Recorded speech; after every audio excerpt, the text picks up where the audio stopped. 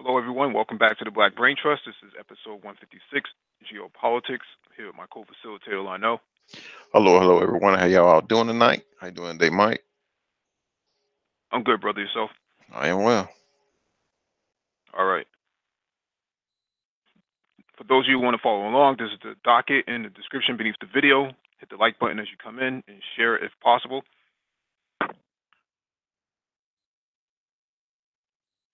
We will get started.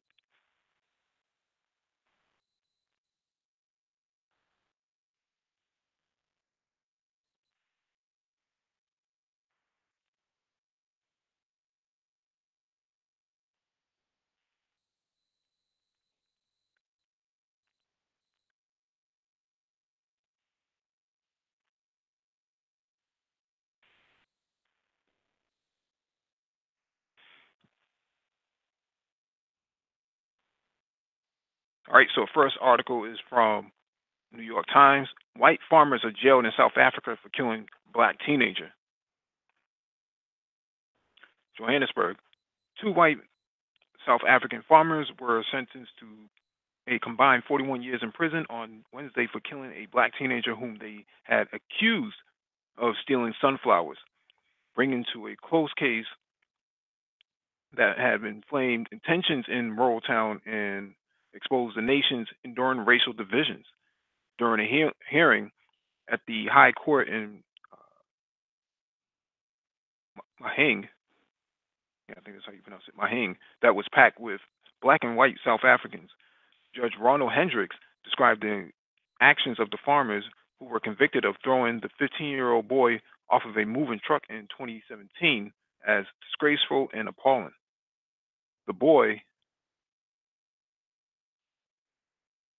Mathalo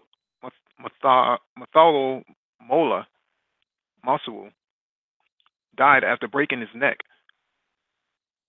His death set off riots in the town Coligny, about 125 miles west of Johannesburg. The two farmers, Peter Dorward, 28, and Philip Shute, 35, were found guilty of murder, kidnapping, and other charges. Mr. Dorward was sentenced to 18 years in prison, and Mr. Shute to 23 years. They had claimed that after they caught Mr. Moswell stealing, they put him on a truck to take him to a police station. But the teenager, they said, then jumped off the vehicle. Yeah, right. The judge ruled that the killing had not been planned or premeditated, but had happened on the spur of the moment, he added. The community of Coligny was terrorized by this.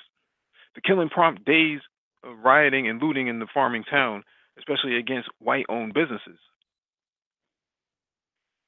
As in all South Africa, one of the world's most unequal societies, racial tensions had simmered just below the surface in Coligny, where farms and other businesses are still largely owned by whites and other individuals who are not black South Africans. Most black residents who depend on white owned farms for work live in a nearby township. Mr. Moswell had lived in a shanty town for a new arrivals called Scotland Informal Settlement. Interesting. The courtroom was filled with members of economic freedom fighters and opposition party that has long pushed for the expropriation of white-owned land without compensation. Pressure from the party, a spinoff of the governing African National Congress, has compelled the ANC to adopt similar position under President Cyril Ramaphosa. Tensions between white farmers and black residents have grown across the country since the ANC adopted the policy in December 2017. Mr. Ramaphosa has tried to assuage fears in and outside of South Africa that the policy would not lead to violence or economic turmoil. But most investors also, sorry, but most investors are taking a wait and see attitude before national elections in May. Lobby groups for the white farmers have accused the South African authorities of covering up what they say is widespread racially motivated killings of white farmers. While there is no evidence to support their claims, some have visited the United States to win support for their cause. Right wing groups and news outlets in the United States have fanned reports that such killings and even genocide are being perpetuated against white South Africans. Last August, President Trump, apparently reacting to a report on Fox News, said on Twitter that he was directing his Secretary of State to look into what he described as targeting of white farmers for land grabs and large scale killings in South Africa. Very interesting case. It's kind of I kind of think that uh, this is similar to what happened to like Emmett Till, right? This sort of um, we're gonna take him to the police department, or we're gonna do something to him, to serve justice to this little boy that he's accused of doing something, accused of stealing sunflower seeds. I mean, what kind of penalty can he really serve for sunflower seeds? Like I don't know. What do you think about Yeah, that, Lano? yeah. That's weird. Trying to, like you say, commit justice with take someone in to a police station for justice for sunflower seeds. Um, then they said that he jumped and broke his neck, and the judge said it wasn't a premeditated time, but still gave them 23 and 30 years. I think that don't add up to me. If it wasn't premeditated, I understand that he died while he was with them. Yeah, but just to say we're going to take you into the police department over stolen sunflower seeds, that doesn't sound that. Come on, and but that goes to show the environment that area is in. The racial tensions and so forth, where you think that you can take somebody in and maybe put them in jail for stealing sunflower seeds. Hmm. Yeah, it's one of those things. It sounds like there was more to the story that they're willing to tell. Obviously, these guys aren't going to tell the truth because they're illegally inside the country anyways, as far as the African governments are concerned and the people are concerned. But the thing is, he worked on the farm. So if he worked on the farm, you had to have known him. If you're telling me that if it's over sunflower seeds, I'd have to see the value of those sunflower seeds. They must be worth millions of dollars. It's not like they're Monsanto or something. There's some, kind of rare seeds. You know, the the nonchalant idea that I can apprehend you. I know what's best for you as a white man is really more damaging. And I think the reason why they gave him such time, and they said that it wasn't premeditated, because that's their version of manslaughter. In the United States, that would be considered manslaughter, right? It was not intentional, but it did happen. So it was you're liable while this person is in your custody. And considering the age of the boy, he's underage, so that's another piece of the puzzle. So Okay. All right. Yeah. I, hmm, okay. Yeah, okay.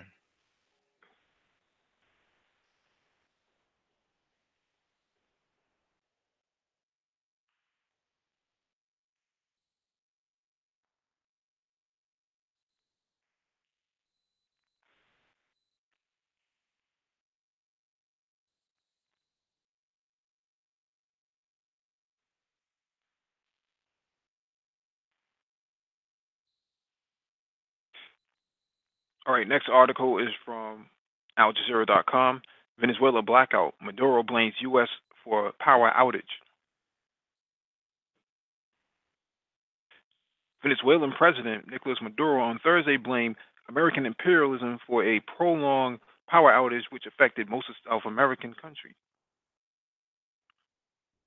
The embattled president blamed the blackout on the quote electrical war announced and directed by American imperialism against our people, he said on Twitter.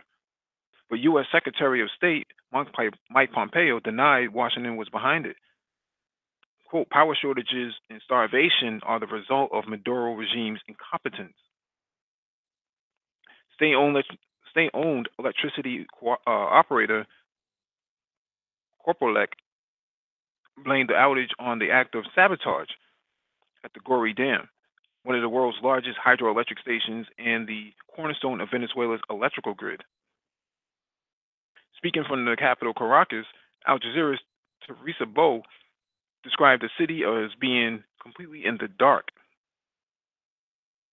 Quote, the government is saying that the opposition and its leader, Juan Guaido, are behind this attack, as well as the U.S.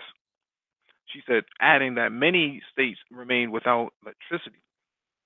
For his part, Guaido, the self declared interim president, said early on Friday that all but one of the Venezuela's 23 states had no electricity and that the capital, Caracas, had been without light for a record 6 hours.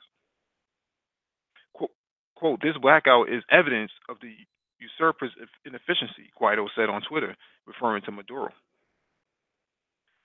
Venezuela's communication minister, Jorge Rodriguez, told state broadcasters Telesur that some 10 states had been affected by the blackout, which he called brutal electrical sabotage, adding that the power was back on in 3 states and the rest of the country would follow within hours. What's the intention, he said? To submit the Venezuelan people to various days without electricity to attack, to mistreat, so that the vital areas would be without power. Rodriguez also accused U.S. Senator Marco Rubio of being involved in the sabotage, claiming that he predicted the power outage before it happened. Quote, my apologies to the people of Venezuela, Rubio responded on Twitter. I must have pressed the wrong thing on the electronics app I downloaded from Apple. My bad. Maduro has presided over a massive economic crisis since he succeeded Hugo Chavez as president in 2013. The prolonged crisis has large numbers of people facing food and medicine shortages, forcing millions to leave the country. This is interesting because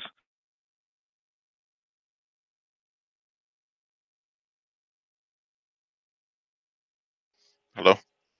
this is, yeah, can you hear me? Yeah. Okay, go ahead. Yeah, the way I see it is that this was a cyber infrastructure attack. So what happens when cybersecurity is that these systems, infrastructure systems, run off of something called SCADA, SCADA, which is an abbreviation for systems controls and data acquisition. I believe that's the actual term for it. But basically, this is the network structure, the network infrastructure or the network control plane for the infrastructure that goes into utility grids.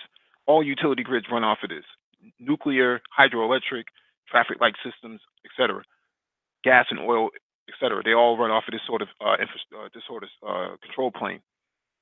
These planes are very vulnerable because there's no real way to secure them. You can put all the firewalls you want around them, but if you don't have the right configurations in place, they become useless, and they can be easily attacked. Now, what happened in this case, it sounds to me like there was a cyber attack against the infrastructure. You could run a DOS attack, which is a denial of service attack against infrastructure like this, and it would shut down the whole entire grid because it has no way of mitigating against one too many brute force attacks. So it just shuts down, or it's overwhelmed for that matter. In this regard, it doesn't take much to bring down a grid like this. My question, from a IT perspective, why was there no safeguarding of the infrastructure of the country? Like, this is the lifeblood of the country itself. This is the main artery of power consumption or power distribution, and you're telling me that no one could actually guard this? You have a whole military. Why wasn't this guarded? Go ahead, Lionel. Yeah, that's a good question. a good question. And you read it toward the end of the video, the article, Senator Marco Rubio, what he said, I thought it was highly childish. You know, he said I must have pressed the wrong thing on the electronic attack app I downloaded from Apple. That's just highly childish. I agree with you. Why was anyone overseeing these arteries, these major electrical arteries, to make sure no cyber attacks hit them and bring the power down to at least 80% of the country? That Hmm. need that once you think you are under attack, once you think you are someone is trying to take over your country, you have to secure your necessities, food, water, power, energy, electricity. You have to secure those. You have to make sure that you quell as much infighting from within as possible. In order for you to focus, that will in turn help you focus on stopping the attack from the outside. But as we Hmm. see, the power to at least 80% of the country has been out. Food, medicine has been um, a topic of issue, a topic of strain since the beginning, because a lot of Venezuela has been going over to, while a lot of Venezuelans has been going over to Venezuela, going over to Colombia for food and medicine. And now with this power outage, more food is rotting in the tropical heat. Hospitals are not able to keep power on. No, there's so much those backup generators can do, and so long they can keep going. So, and also now you're left with water. You know, what about fresh water? I haven't heard of reports about freshwater concerns or anything, but if not, then I suspect that will be hit next. Yeah.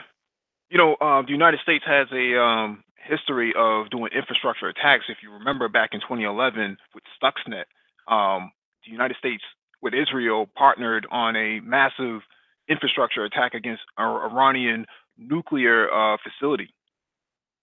So that attack actually caused a lot of turmoil within Iran because the rods, the nuclear rods in place actually crashed and came down because the way the United States orchestrated that attack was that they knew the motors that went into the machines inside the facility. They knew what kind of routers and switches were inside the facility. They knew what kind of operating system that they were using. They knew um, just about every piece of the supply chain that was involved in creating that sort of infrastructure inside the nuclear facility. The United States had intercepted that, so they used that to actually bring down their nuclear development to slow it down. On top of the fact that they started assassinating their nuclear scientists on the streets too. They would, nuclear scientists would be driving home and they would have two people on a motorcycle ride up and actually do a drive-by and actually take out those nuclear scientists while they were going home. So that was a major um, cyber warfare attack. You also have to take into consideration that the same thing also happened in Syria. Syria's internet was actually offline for days because the United States had launched a cyber attack against their infrastructure. Same thing in I want to say in the Ukraine, the United States had launched a cyber attack to try to bring down the infrastructure in Crimea. So what I'm saying is, based on all of this information in history of the United States infrastructure attacks in terms of cyber warfare, it doesn't surprise me that they would do something like this. I just want to answer a question in the chat because Nate says, he asks, how easy is it to do a hack like that? they would have to know the internals of that infrastructure. They probably sold a lot of equipment to Venezuela to keep the infrastructure up. So what happens here is that they know the infrastructure from a supply chain standpoint as well as a fingerprint standpoint. They probably already had whipped up the NSA. You know, the NSA being the the offensive. They probably already had a profile set up for set up for Venezuela. They probably know all the infrastructure, all the electrical endpoints and things of that nature. They know everything about the country. They have it for every country, but every other country who's a superpower, that includes Russia, that includes China. They know all your infrastructure inside and out. So for them to launch a cyber attack, that was just a matter of putting a USB stick in place, connecting to the grid, and actually just pushing the button go and let it go do its work.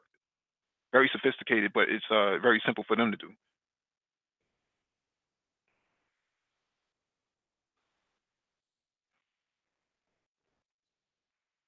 It was going to send the clips. So royalty. The U.S. did this attack to further destabilize Venezuela. Yeah, no doubt about that. That was bound to happen. What they're trying to do is provoke Venezuela into a fight. They're not stupid enough to take the bait on this. They could always get the infrastructure back up and going. But the question is, why did it happen? Let me see. Can Russia and China do these cyber attacks against the U.S. and European electrical grids? They already done that. Everybody who has a red team operation, they pretty much have the ability to attack.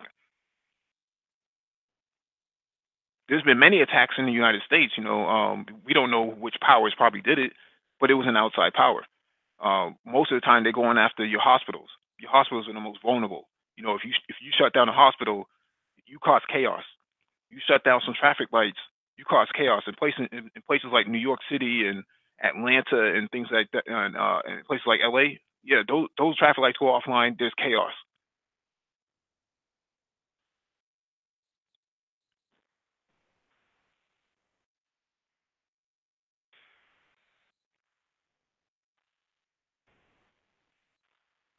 Hey, what's going on, Preem? You have anything you want to add to this? Of course. Of course, of course, of course. So for the novice like me, what are some of the common causes of a power blackout? The common causes? Mm-hmm. It happens all the time. Depending on what kind of infrastructure is in place, usually failures within your infrastructure. Mm-hmm. Examples So of these usually failures within your infrastructure. Examples of these causes Say that one more time.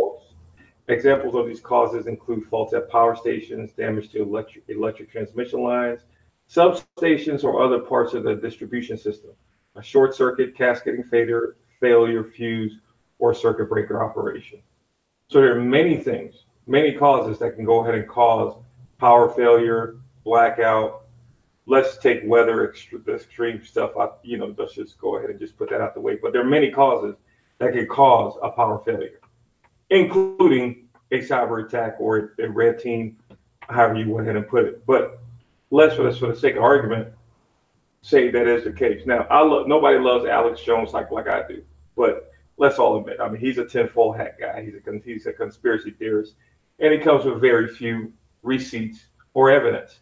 Is there, in this case, aside from the if you did it before, you did it now theory, is there any evidence that this is not this is not something common, something internal to this? Is there any evidence, any articles? Like, this is an article saying the power's out, but it's not an article saying the power's out because of this. There are people in here saying the power's out because they did it. There's people saying this power's out because you're incompetent.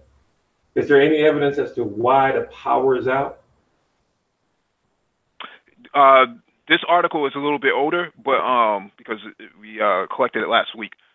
But the evidence that I'm seeing on the ground from people on the ground, like Max Blumenthal and those guys, they're very good at reporting this information. This was a cyber attack. So the infrastructure is actually pretty advanced, as the article states. It's one of the biggest, if not the biggest, hydroelectric dam in the world. And for something like that to take, for you to keep infrastructure like that in place, it has to be interconnected. From a cybersecurity standpoint, that piece of infrastructure is really difficult to manage. We talk about IoT on these hangouts before. IoT being the Internet of Things.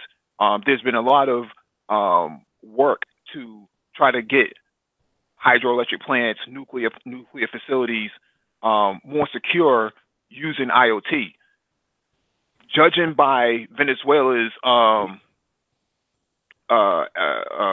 infrastructure and the amount of money they probably put into keeping that infrastructure in place, because that's the main source of their power, I wouldn't doubt that they lacked a cybersecurity team, as well as the countermeasures for the endpoints. The endpoints being the pieces of security for that infrastructure. So the first thing that any sort of adversary is going to go after is the infrastructure. Now, there's two pieces to this. One of the areas of the power station was actually had an explosion. So in a place where it can't explode. So it's been sabotaged in that area. The other area is the cybersecurity piece, where they shut down all the lines, all of the communications towers. That's a big problem. And again, there's an article that just doesn't state this shut down, this blew up, this caught on fire, but it actually states this caught on fire because of the nefarious activities of these outlanders, of these outsiders. You said yeah, I mean, I'm talking like evidence. I mean, it's one thing. I mean, the facts are. Yeah, there's evidence. There's evidence. Yeah, there's evidence. There's evidence. So there's been evidence. If you look up the Venezuela ambassador to the United Nations, he's presented evidence this morning or Monday, I think it was. He had presented the evidence. So that we know that there's two factors to this. One, that there was an explosion in the area that typically would never have an explosion. So that area has been sabotaged physically. Now the cybersecurity piece, they know based on their ability to communicate out. A DOS attack is basically a denial of service, where you have one too many attempts of packets being sent to a network to a network router or switch that basically floods it. It's basically a flood attack. And I don't mean to go ahead and jump the gun or get too litigious here, but I mean, I don't want to be reckless and just connect the dots and be like, hey, this happened, so it must be this. I guess in the forthcoming weeks, there'll be evidence that actually connects the dots to who, the fingers being pointed at as the root cause. I mean, because an explosion in a place could be exploded. I mean, explosions could happen for, just like common causes of blackouts. An explosion could happen for a bunch of reasons. Someone could put a bomb there. Someone could set it off. Okay, who put the bomb there? Why did it? Why did it? I mean, and is there evidence to all that? Yeah, there is evidence. So again, the Venezuela ambassador to the United Nations presented the evidence. I believe it was on Monday. I'll look forward to the article. If you go to the United Nations website, I believe, or even C-SPAN, there's actually a presentation of him demonstrating this. Well, yeah, I mean, but it's not in this article, because this article is older than the evidence that was presented. But the two factors here was that, right? So I'm just saying this for the people listening. The two factors here is that, one, there was an area that had an explosion that should never have had an explosion to begin with. It's like unless someone detonated something there to make it explode. Right. So that's one area. The other area was the cybersecurity piece. Cybersecurity piece, I can understand why that would go down, because you lack security in that area. Every country has this issue. I don't care. Even the United States have this issue. Now, mind you, in 2019, if something explodes in a place, I mean, it could explode towards like you said, someone sending a pulse through a line or something, or would it have to be a physical, or could it be a physical person? I mean, it would be. It was a cyber attack. It's not a physical person making an explosion. It's like a pulse or EMT or something happening through a network that actually overloads it and causes it to go ahead and pop. So that would be the reason of an explosion happening. Well, not necessarily, because it's not gas, right? So it's actually electricity. If So it was gas, then that would be one thing. You can say that, but in terms of electricity, that's a little bit different. So in this case, you could take a quarter stick of dynamite from a firework and actually attach it to that piece of infrastructure and detonate it. It wouldn't take much to do it. Very rudimentary. And since there was presentation of evidence today, did it determine, was it definitive as far as how it exploded, what caused it to explode? Was it something coming through the lines, the wires, the sky, or was it like a physical device that was set off? There was no forensics with that. It was just more of they know what kind of attack it was, but there was no actual extensive forensics to it. Forensics, something that needs. Yeah, I beg your pardon? How did the explosion happen? I mean, was it? Well, that's the forensics piece. That's the forensics piece. So they're still going through the forensics. That takes a little bit of time. That usually takes a few weeks, to go through forensics.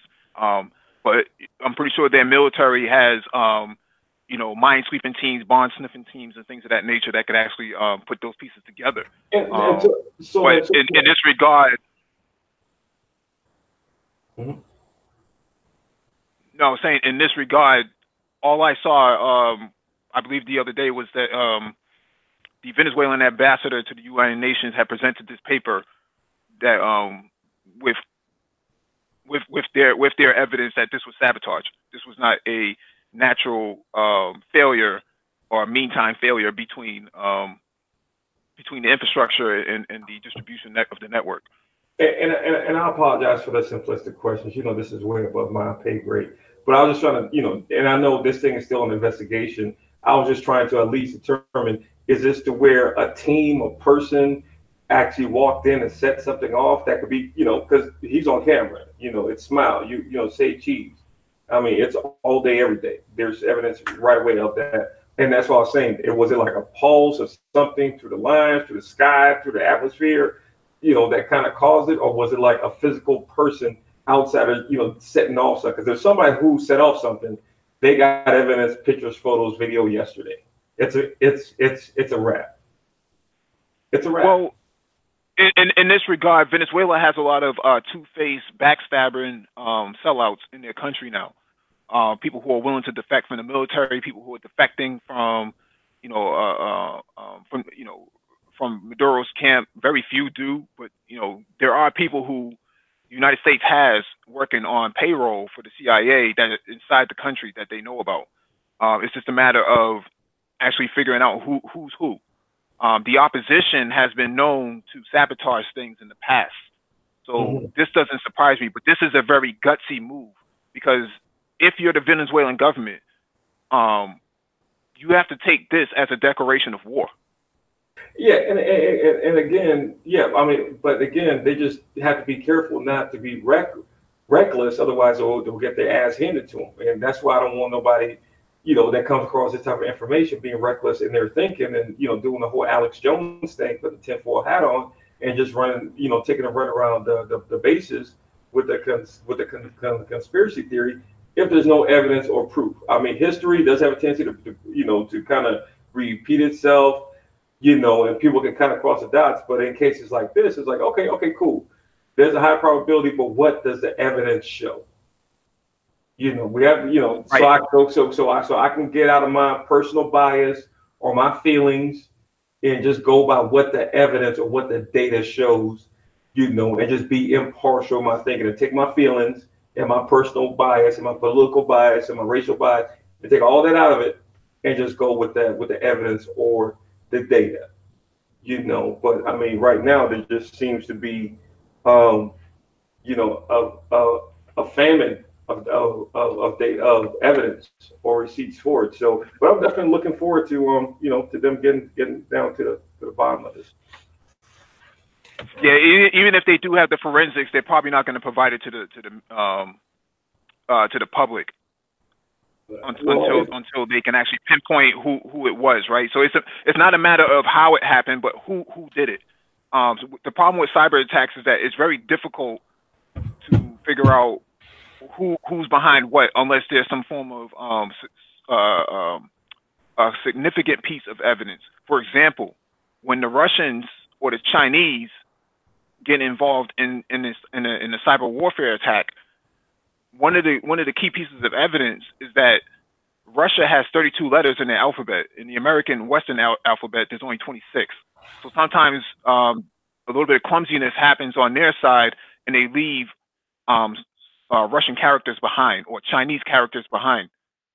And what that does is it gives you breadcrumbs to figure out who did what.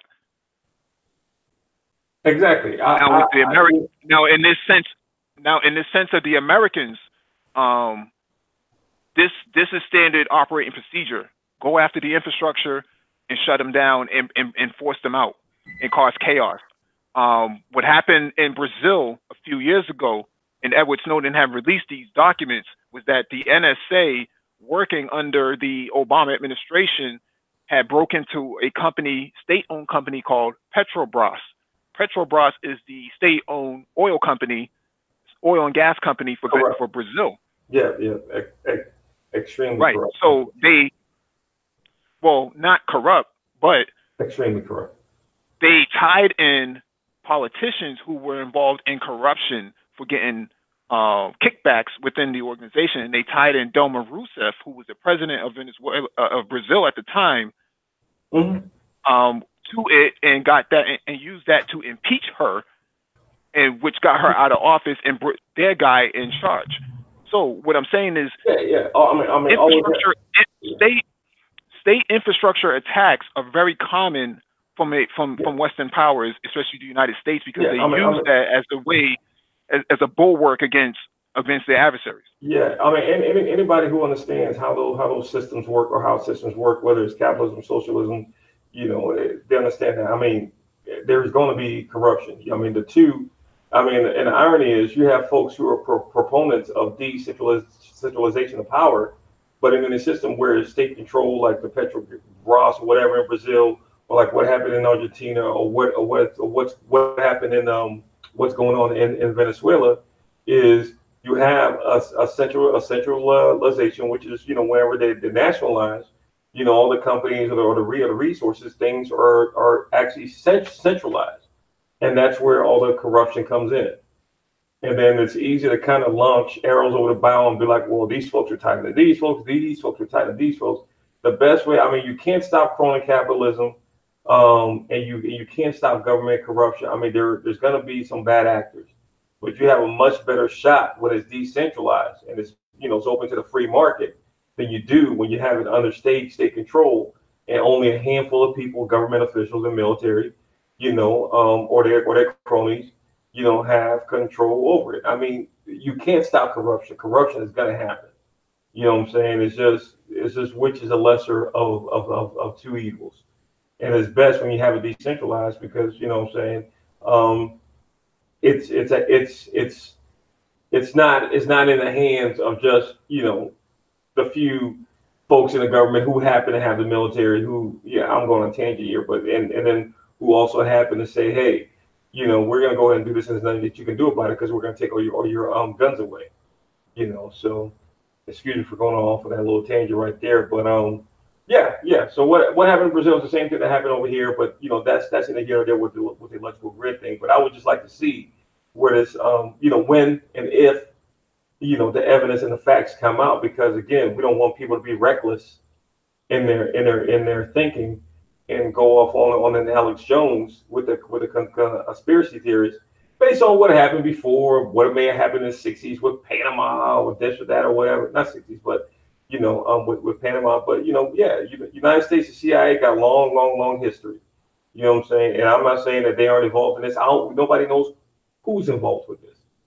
But all I'm saying is, where the receipts. Oh, the United States is involved with this. John Bolton already said on Twitter that the United States is behind this. He already said this. Where are the receipts? Check his Twitter. You check his Twitter. Check his Twitter account. Check his Twitter account. He made the tweet last week. He talked about that. That's the evidence. A tweet. You don't admit to things like that unless you actually are involved in it. That's the evidence. A tweet. Yeah, that's self-incriminating. Under the court of law, that's self-incrimination. Okay. He hasn't taken back the tweet. So he's basically implicating himself as well as Mike Pompeo, Secretary of State. Well. Actually, circa today, I scrolled through a headline to where Pompeo said these folks are nuts who are saying that the United States is behind any of this stuff. There's a blackout. Well, of course they're going to deny it. I did not read it. But I scanned at least across 2 arc, and I'm a couple of days removed from the news headlines because I've been on some other stuff. But to where he was like, we ain't got shit to do with that. What the hell is this fool talking about? And that came from Pompeo. Right. I don't know, but again, I mean, our evidence and receipts are a tweet. I mean, that's a tweet is not that much different. A tweet is not that much different from your account than you openly saying something on YouTube. And that's why for over $20 million or $30 million in 2 years of investigations, are said because this guy said, I wish if Russia has those emails, Russia needs to produce those emails because he said that. That's evidence of collusion. Because someone said no, it's not. So you have people now. I mean, interrupt, but you have people now that would jump all over that and run with that. And now we're at the point to where we're saying if someone tweets this, yeah, they're guilty. Just like when Trump said, I wish Russia would publish her emails, her stolen emails, and a couple of days later, WikiLeaks puts it out, and then we have an investigation because someone said that, and that's evidence. That's self-incrimination. No, it's not. It's not. Evidence. No, that's satire different. No, that's different than what we're talking about. It's a different context. What they're admitting is that they were involved. There was some form of involvement on their behalf that the power grid or the hydroelectric plant was going to become under attack. They predicted this the day before it even happened. This is the Secretary of State as well as Bolton. So what I'm basically saying here is this: it doesn't matter if no one's saying that John Bolton or Mike Pompeo pushed the button. That's not their job. What we're saying here is who is behind it. Typically, you never find out who's behind the cybersecurity attack, anyways, unless they come out and admit to it. But and that's the problem with cybersecurity attacks is that there's no real way to track down the actual individual, so you can't really pinpoint who it was. Whether you think it was China or Russia or another nation state, there's no way to pinpoint it was John Doe that wrote the script and pushed the button. There's no way to prove that. But what you can do is you can present a case based on some of the logs, that excuse me, let me finish. You can present a case based on some of the logs. Now, I don't know what their cybersecurity, how sophisticated their cybersecurity operations are, but what I will say is that any good cybersecurity team, I believe Russia and China have already announced that they were going to actually do provide support for them in that role. So if their due diligence is good enough, then they'll be able to figure out who did what.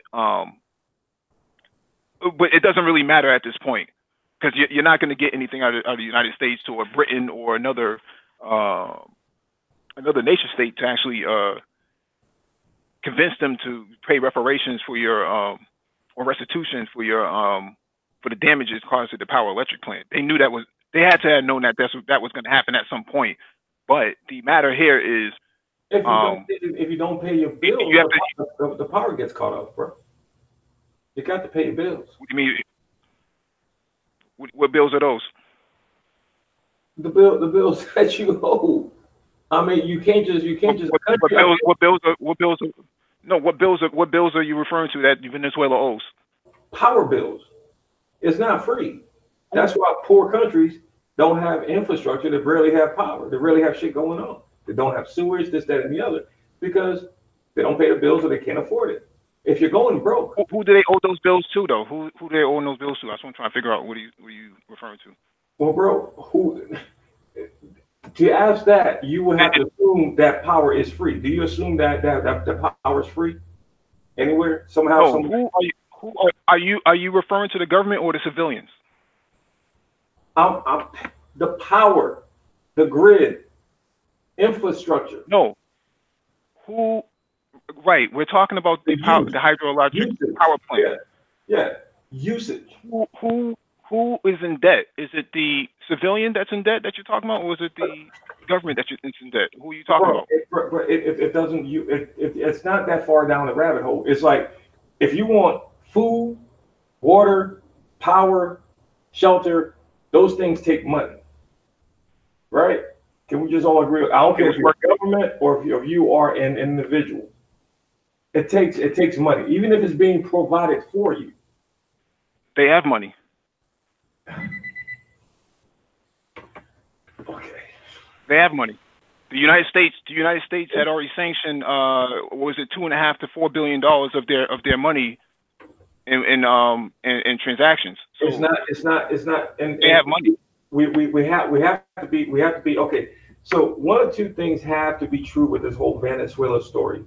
Either Venezuela is a rich country, they got Bitcoin, they got EV, they got all these things popping off and they're good, or they're a shithole that's being bullied and they can't keep their shit together. I mean, which one is it? Are things popping off? Are they rich? Do they have food on the shelves? You have to understand. Yeah, Max Blumenthal. Go ahead. I'm sorry. No, I was gonna say that Max Blumenthal on YouTube, who's on the ground, have already proven that the supermarkets are already full of food. So that's not the case. I've got better sources, bro. I've got better sources, and Max Blumenthal is on the ground. Mike, I've got better sources, and that is the hold on. Yes, you have better sources than people that are on the ground reporting this. I've got people on the ground. Name your sources. Listen, name your sources. Bro, I've got 15 friends down there, at least 15 friends down there, and I have 23 states. There's 23 states in Venezuela. And bro, I have my lady who has lived next door, who lives in Colombia, okay, who knows many Venezuelans and has been there for decades and understand how things are going on down there. She's not behind a computer reading the hell out of watching YouTube videos. This isn't about watching YouTube videos. This isn't. Hold on, because you're overrunning your time. I'm sorry. You're overrunning your time. This isn't about watching YouTube videos or reading headlines.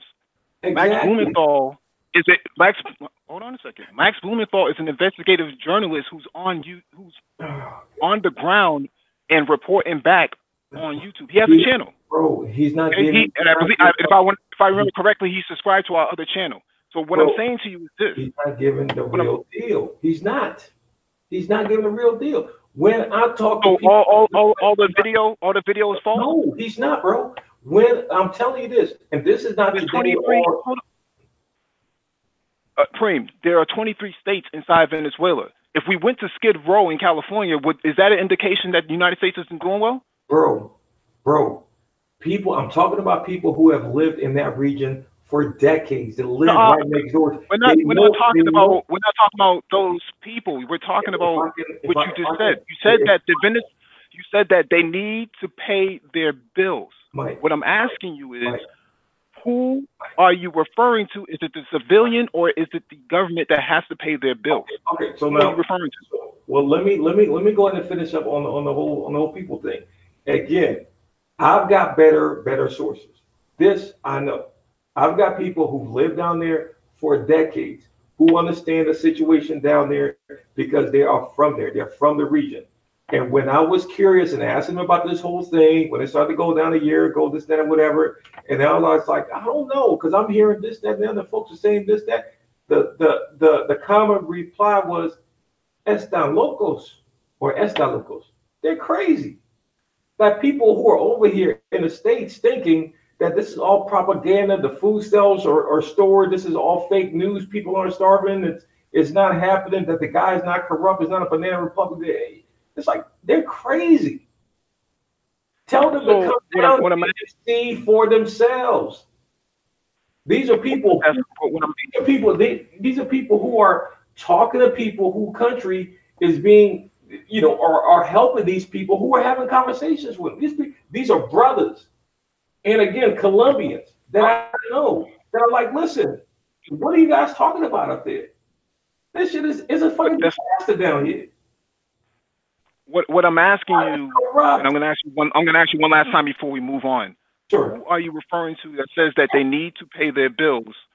Is it the government or is it the civilian? Mike.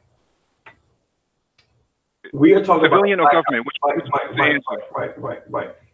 Power isn't free. Electricity isn't free. Okay, it has to get provided to the country, or the country has to go and order it in. It comes in, it gets set up. It has to be maintained. It's not done for free. I don't care if you are producing the power yourself. If you have people working there, people who are going to maintain it, you have to go ahead and pay them. If people walk off or walk away from the job, and it's very easy to say, okay, people walk off the job or quit. They're saboteurs for the United States. Maybe they're just like shit, man. This guy isn't paying us. We quit. Or we're just gonna blow this shit up our themselves. Well, if they blow it up, they aren't pissed off people. They aren't people because they aren't getting paid or getting fed. They're just like U.S. spies or something like that. But then when people defect, generals defect, it's not like they're just pissed off. They want this guy out. No, they must be working for the United States. I'm telling you, you got to talk to people down there, dude. He does not have the people. He's got the generals. He's got the military because he keeps them fed. And the places where you see those shelves, those are places where people are taken care of, to where his homeboys, the people who are on the dole, okay, the people who are benefiting from it, from his president, that's where these people go to show you those stores. Yes, those people have food, but the common people, they don't. There are certain parts of this country to where the people who are down with this guy, they are okay. They have stores, they have food, they have lights. But the masses, no. But he would be a nut if he didn't take care of his military, because if he didn't take care of them, he would have a coup d'etat. Take it from someone who's lived through 2 coup d'etats. You got to take care of the military. All right, we need to move on. The next article is from the nationalinterest.org. Russia's Africa ambitions.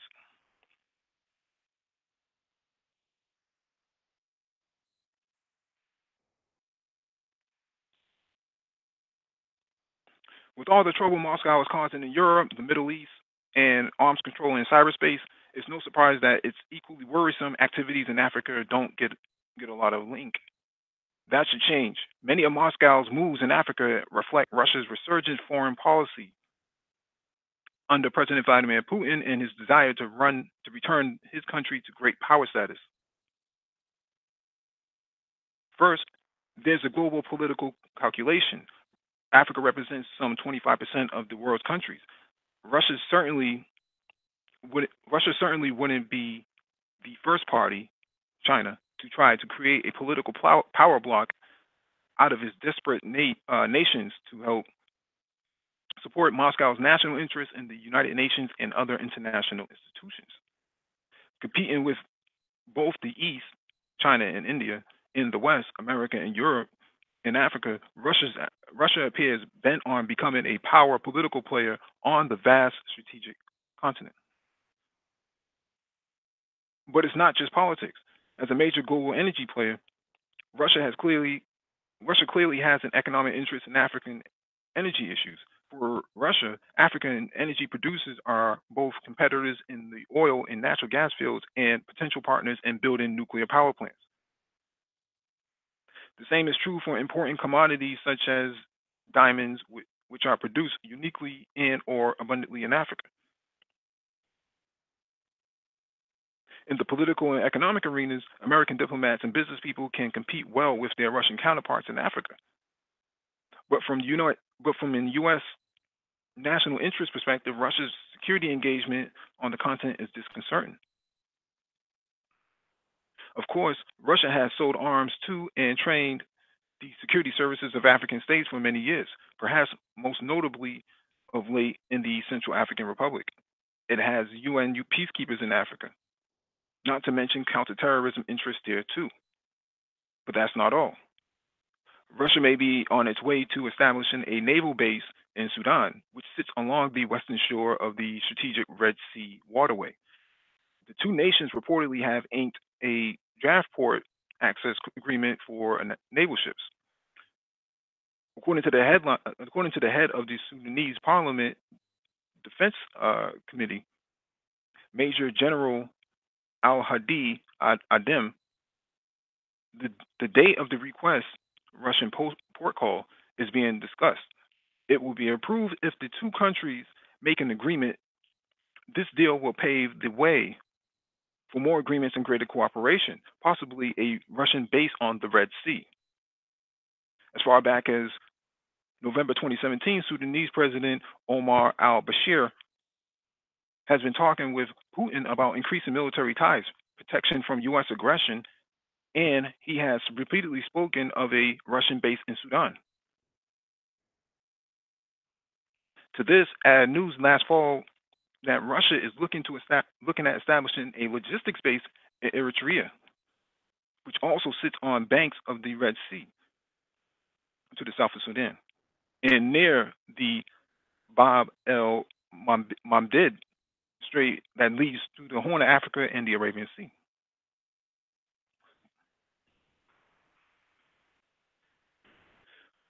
While Russian and Eritrean officials haven't said much about the base's purpose beyond trade and development, foreign military facilities aren't unheard of in Eritrea.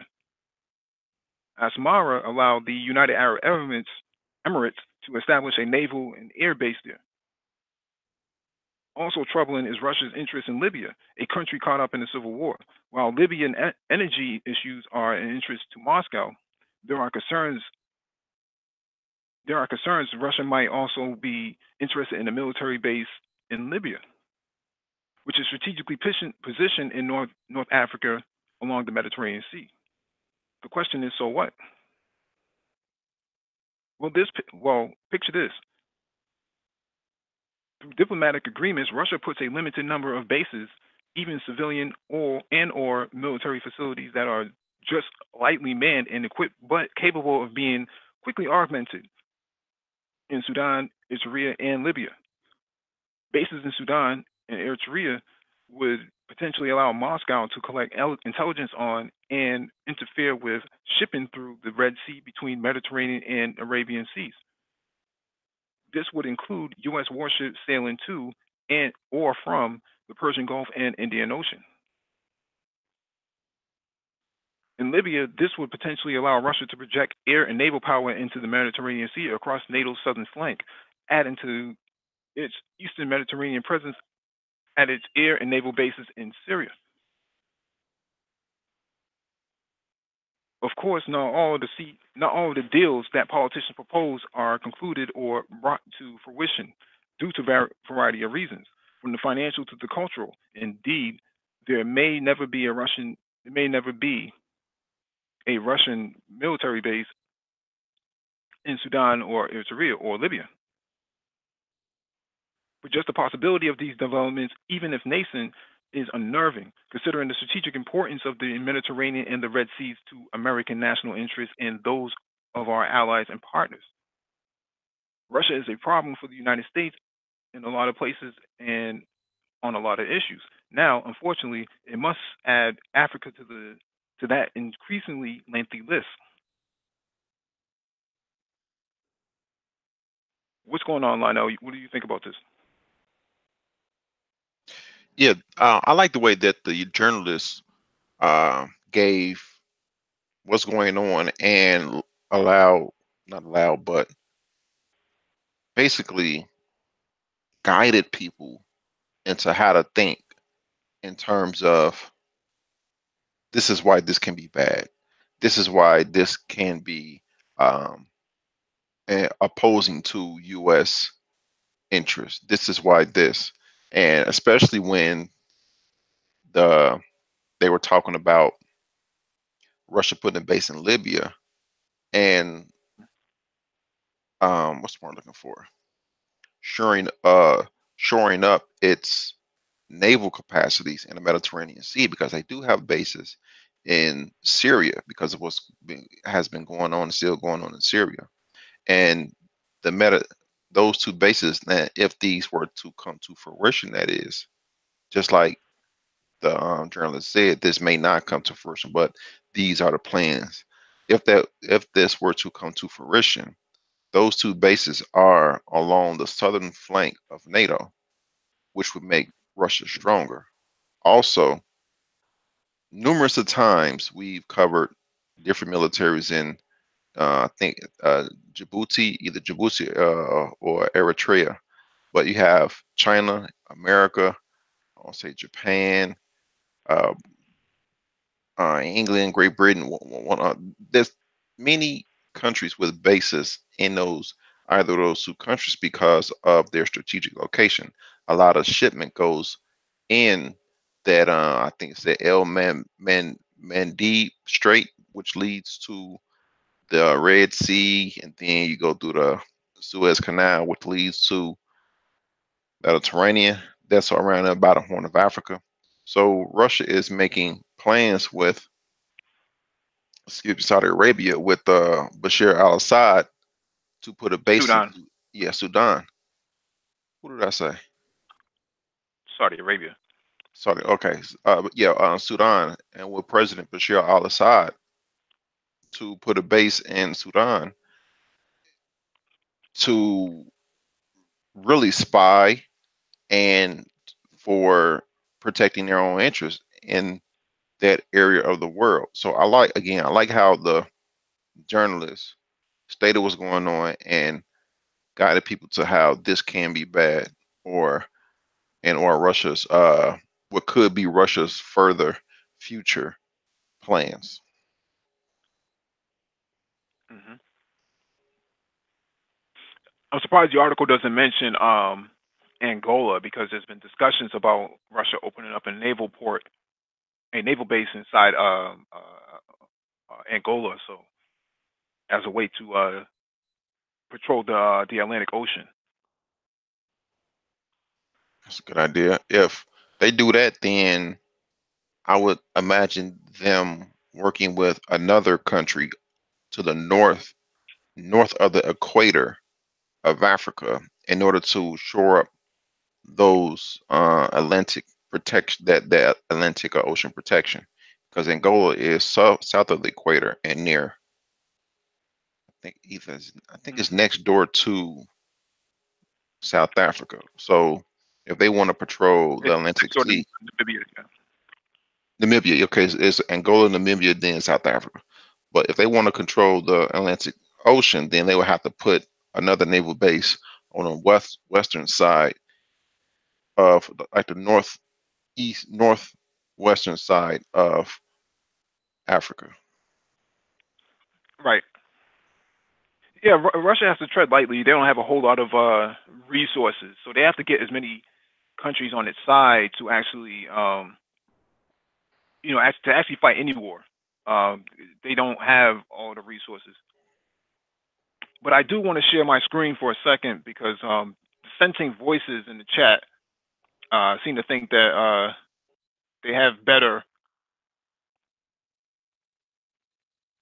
evidence. This is a video from Max Blumenthal's trip to Venezuela. He's actually in Venezuela. He's going to the supermarket right now.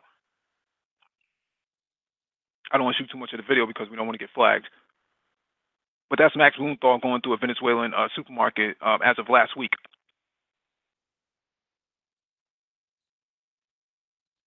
That's their version of Walmart.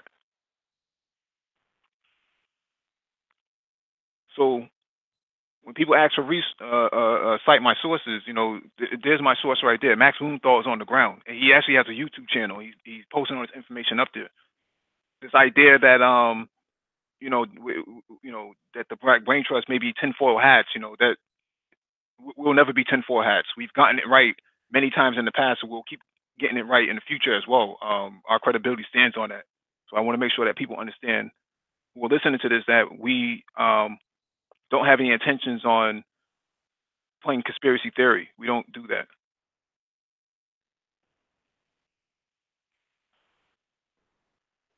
Right on.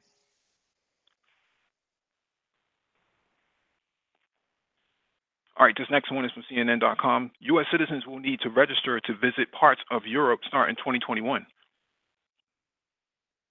U.S. citizens visiting parts of Europe will need authorization from the European Union come 2021. The EU announced last year it was creating a European Travel Information and Authorization System, or ETAS, that will require, quote, pre-travel screening for security and migration risk of traveling benefits from visa-free access to the Schengen area. Schengen area is a zone 26 of 26 European countries that do not have internal borders and allow people to move between them freely, including countries such as Spain, France, Greece, Germany, Italy, and Poland. Currently, U.S. citizens can travel to Europe for up to 90 days without any sort of travel authorization. ETAS will change that. Visa-free travels include U.S. citizens will need to request ETAS authorization before visiting the Schengen area. They can complete an application and pay a service fee of €7, about $8 online. The authorization is valid for 3 years. Completing the online application should not take more than 10 minutes, with automatic approval being given in over 95% of the cases, the European Commission said in a statement. The United States has a similar system called the Electronic System for Travel Authorization, ESTA. Quote, we are aware of the European Union's plan to implement its own travel information and authorization system similar to the U.S., ESTA, to contribute to a more efficient management of the EU's external borders and improve internal security. A U.S. State Department official said in the statement, each country has the right to determine its standards for entry. The official added that ETAS authorization is not a visa. The United States won't be the only country affected by the changes.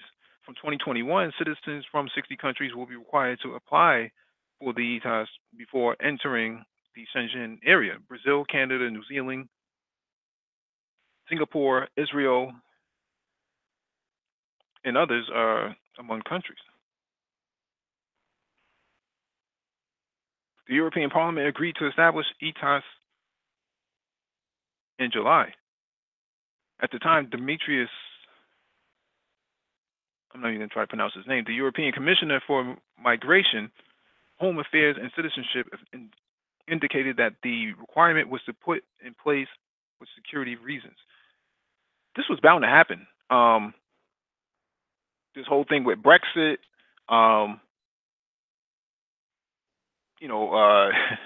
Europeans, from what I've heard before, Europeans don't like the idea of Americans, going in and out of their countries so freely. What do you think about this, Lionel? Yeah, this I agree with you.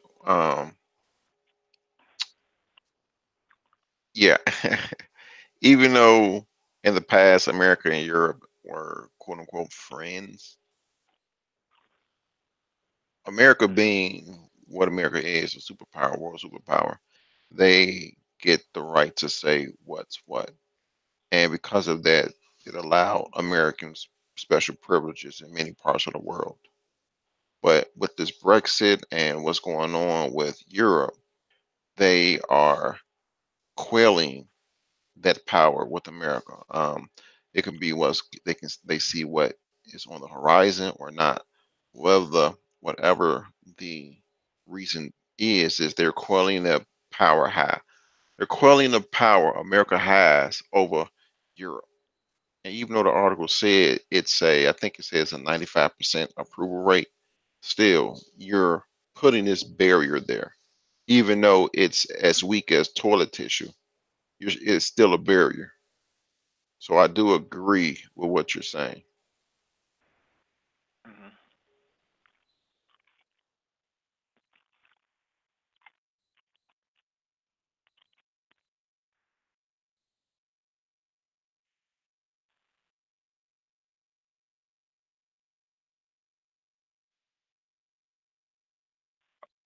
All right, the next one is from AlJazeera.com. The colonial era laws that still govern African journalism, exploring how a colonial era and apartheid laws still determine what can and cannot be reported in sub-Saharan Africa. Back in the back in the late 19th century, European powers were setting sail for Africa, sweeping across the continent, colonizing country after country. Once they took power, they wrote laws designed to ensure that the colonized would not would not rise up against the colonizers. Laws that could also be used to silence, censor, jail, or intimidate journalists who refuse to toe the line. Much of that colonial legislation is still in place today, and there is now a growing list of journalists in sub-Saharan Africa uh, falling afoul of the laws. In October 2018, in the Democratic Republic of Congo (DRC), newspaper editor uh, Sylvain Kiaku was jailed for publishing articles critical of a bank. She was prosecuted under under a defamation law dating back to 1940 when the DRC was a Belgian colony. In 2016, five Zambian radio journalists were arrested for allegedly calling a member of the ruling party a useless person. They were they were charged under Section 179 of the Zambian Penal Code, which dates back to British colonial times. And in another former British colony, Botswana, Otsa Makon, a newspaper editor at the Sunday Standard, published a report that a former president was involved in a late night car crash. He was charged with sedition. Interesting. Quote, the irony is that the world looks at Botswana and sees it as a bastion of democracy and stable rule in sub Saharan Africa. And yet, unfortunately, sedition still remains a crime in Botswana and it is used to close down the democratic space, says Angela Quinto, Africa Program Coordinator, CPJ. When the decolonization process began in the late 1950s, and African governments started coming into power, securing independence was the priority, not media freedom. I'm not even going to try to pronounce this person's name. Director at the Media Institute of Southern Africa, post-colonial leaders called for a free media at first, but after that, they changed. They decided to use the strategy that was used by their colonial masters, and there was a reason for that.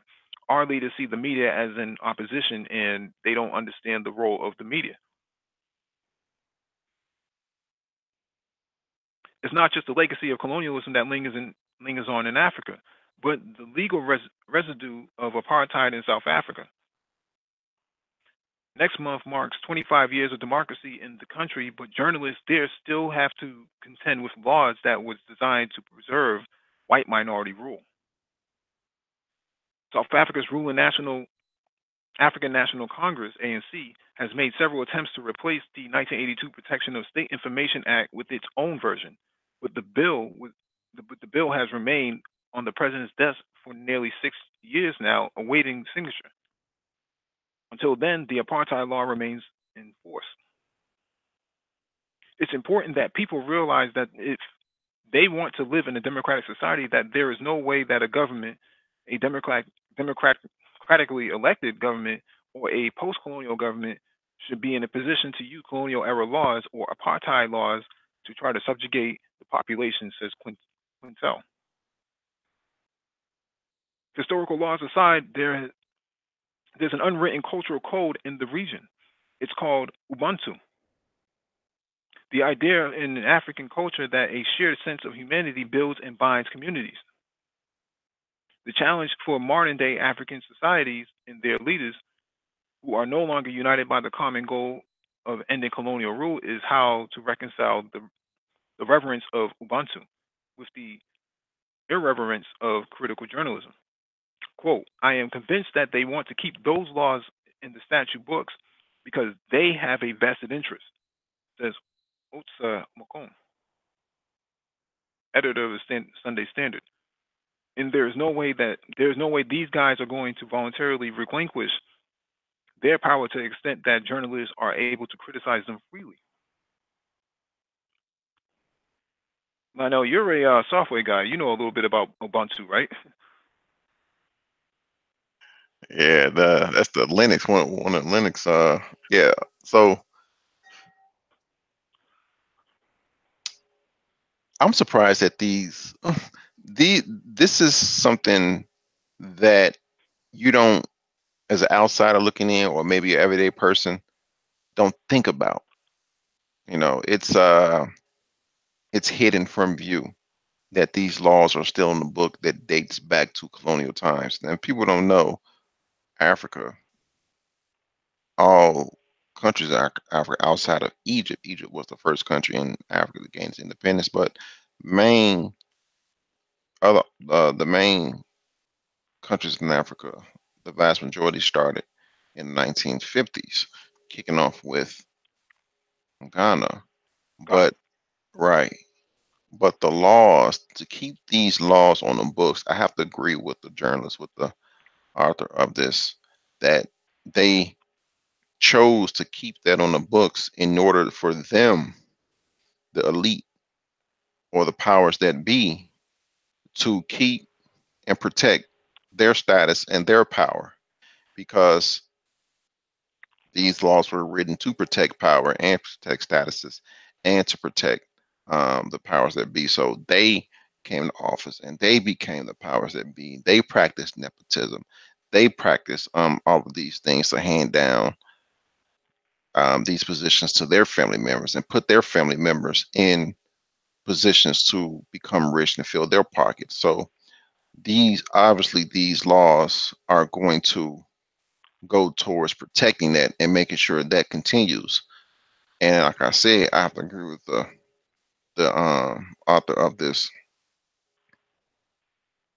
article that it benefits them. So I personally am glad that people are bringing this to light and saying, like, wait, these laws have been on the books since such and such. This needs to change, because even though we are quote unquote technically free, or quote unquote free, we're still governed by these same laws that um, made us want to gain our independence. Hmm. Yeah, so it's a good article, very good article. Excuse me. What's going on, DE? How you doing, DE? And how you doing, Wilsonian?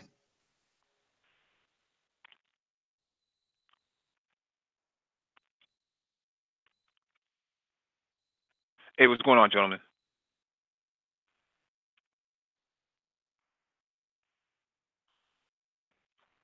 You have anything you want to add?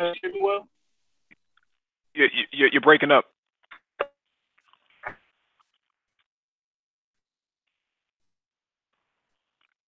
If you can, try to log off and log back on.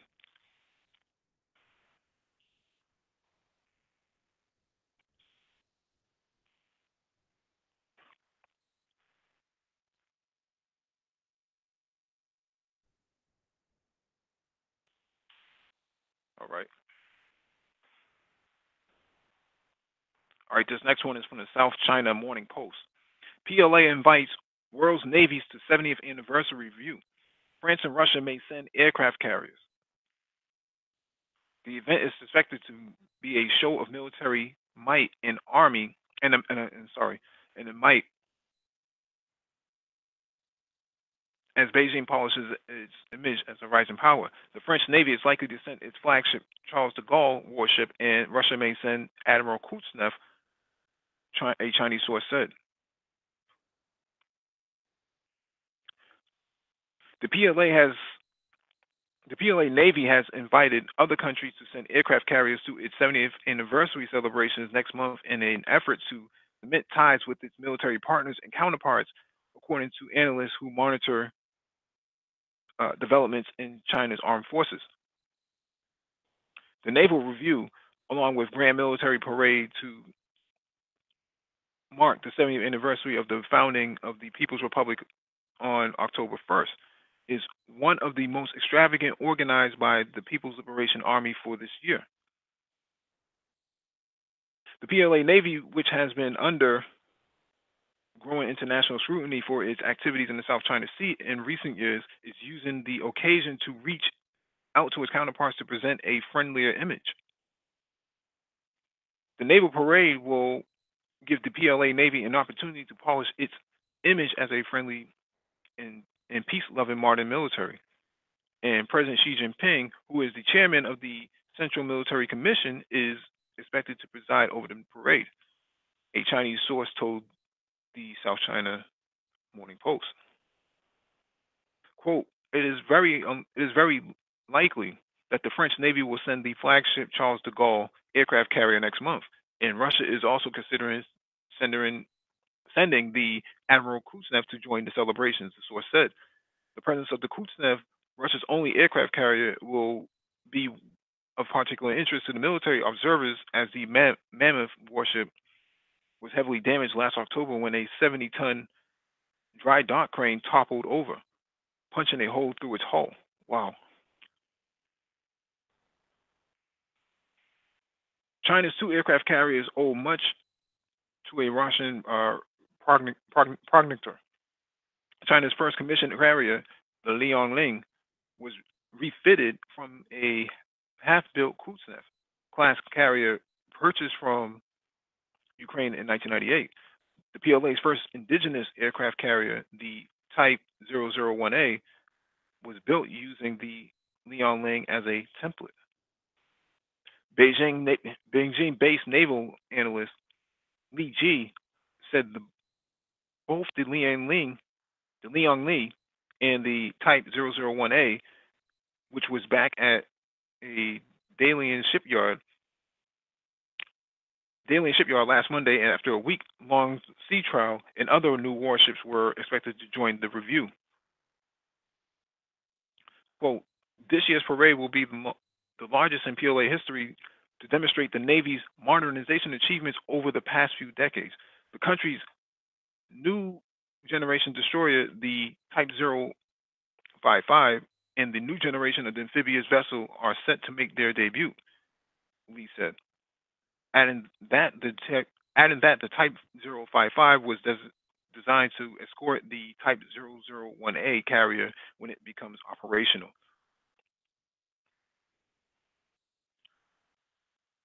Another source said that the amphibious vessel would be the Type 075, with a displacement of 40,000 tons.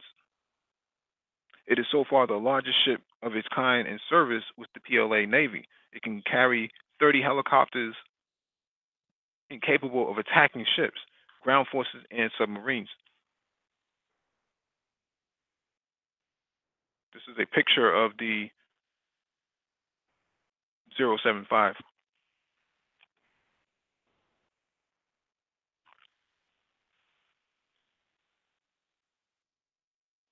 I don't know why this is.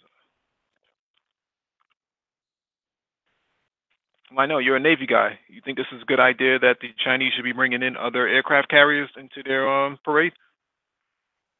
Well, it's a review. China has done this before. Obviously, the article stated when they did it on their 60th anniversary. Now they want to show the world that their Navy is even better, more greater, and they want to show their power in the yellow sash in the Yellow Sea, South China Sea, that part of the world in general. They have two aircraft carriers now. The one native aircraft carrier, and they have other countries coming, such as Russia, such as France. Now, I'm surprised Japan may come, and I see that as either Japan going on behalf of America, if I should go on that limb. But back to China, yeah, America does this all the time. The might of the U.S. Navy. As many aircraft carriers and destroyers and submarines and other things that we have. China's going to do the same thing. China is an up and coming world power. If not, they are a great challenge to America's power. So they have to. You remember that scene in Battle for the Planet of the Apes when Caesar stood up and just flexed his muscles? They have to do that. Yes. They have to stand up and say, no, we are China. You are encroaching on our territory. Mm-hmm. DE, you have anything you want to add to this? Good evening, everybody. I just started listening What's in going on? while I'm cooking. Um, the question on my mind about this situation is why China decided to go with a helicopter carrier instead of the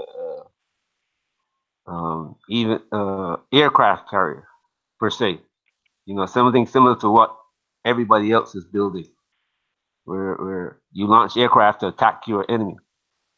And what kind of weapons are they going to use on helicopters that they can stand off and hit the enemy, if it be a carrier or a battleship, and even the submarines? You got with a helicopter, the distance, you're limited the distance, and you can't bring your carrier within a distance that your enemy can hit you. So, what kind of weapons were they going to be using? Are they developing that they can use aboard helicopters? That's what I have to be looking at.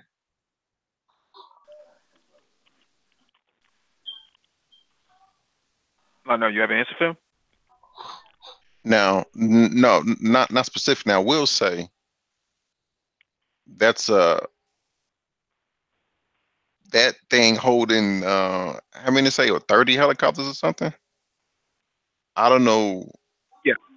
how many. Now, see, I'm a sub guy. I don't know how if America has that type of not capability, but some type of ship that holds 30 helicopters. Now, the carriers, Yeah, it's called the Wasp. really? Okay, all right. Now, the Wasp, carriers yes. hold. It doesn't hold 30, though. It doesn't hold 30. I think it holds less than that. Now, the carriers hold both jets and helicopters, mainly the Marine jets and helicopters. Now, well, not mainly. They both hold both the Navy jets and Marine jets and the Marine helicopters and Navy helicopters. I think they hold more Navy Marine helicopters, but 30 helicopters and 4 helicopter elevators. I think the aircraft carrier have 2 elevators. Now, I was on the older well, I did a 6 month on the older aircraft carrier, but that's third. That's a big one. That's a big one because wow, and those helicopters have those specific capabilities to hunt submarines, meaning they have to have capabilities on them. They can't be no small personal helicopters. No, they have to be chunky or have some type of chunk on them in order to have those capabilities and to store up to 30 of them. Wow. The I believe United the United States. I believe the United States version is actually 32,000 tons. This is 40,000 tons. the United States has 12 of those Hey, what's going on, Paul Bryant? utility jets. The United States Navy has 12 operational um, amphibious assault carriers, which distinguishes them from the fleet carriers. The way the United States uses the amphibious assault carriers, they are designed for and used for amphibious assault. All right, they are not designed, nor do they are not designed for, and they do not support offensive operations, offensive naval operations. They support amphibious assault. So if China is developing these carriers, they are developed for amphibious assault. Fleet carriers are designed for offensive naval operations against navies, against subs, against airborne threats, and of course, against land bombardment and land missions. As to why China is building them, listen, there are 1,000 guesses and 1,000 theories. But I personally am not ready to call them a naval power yet for one reason. They are untested.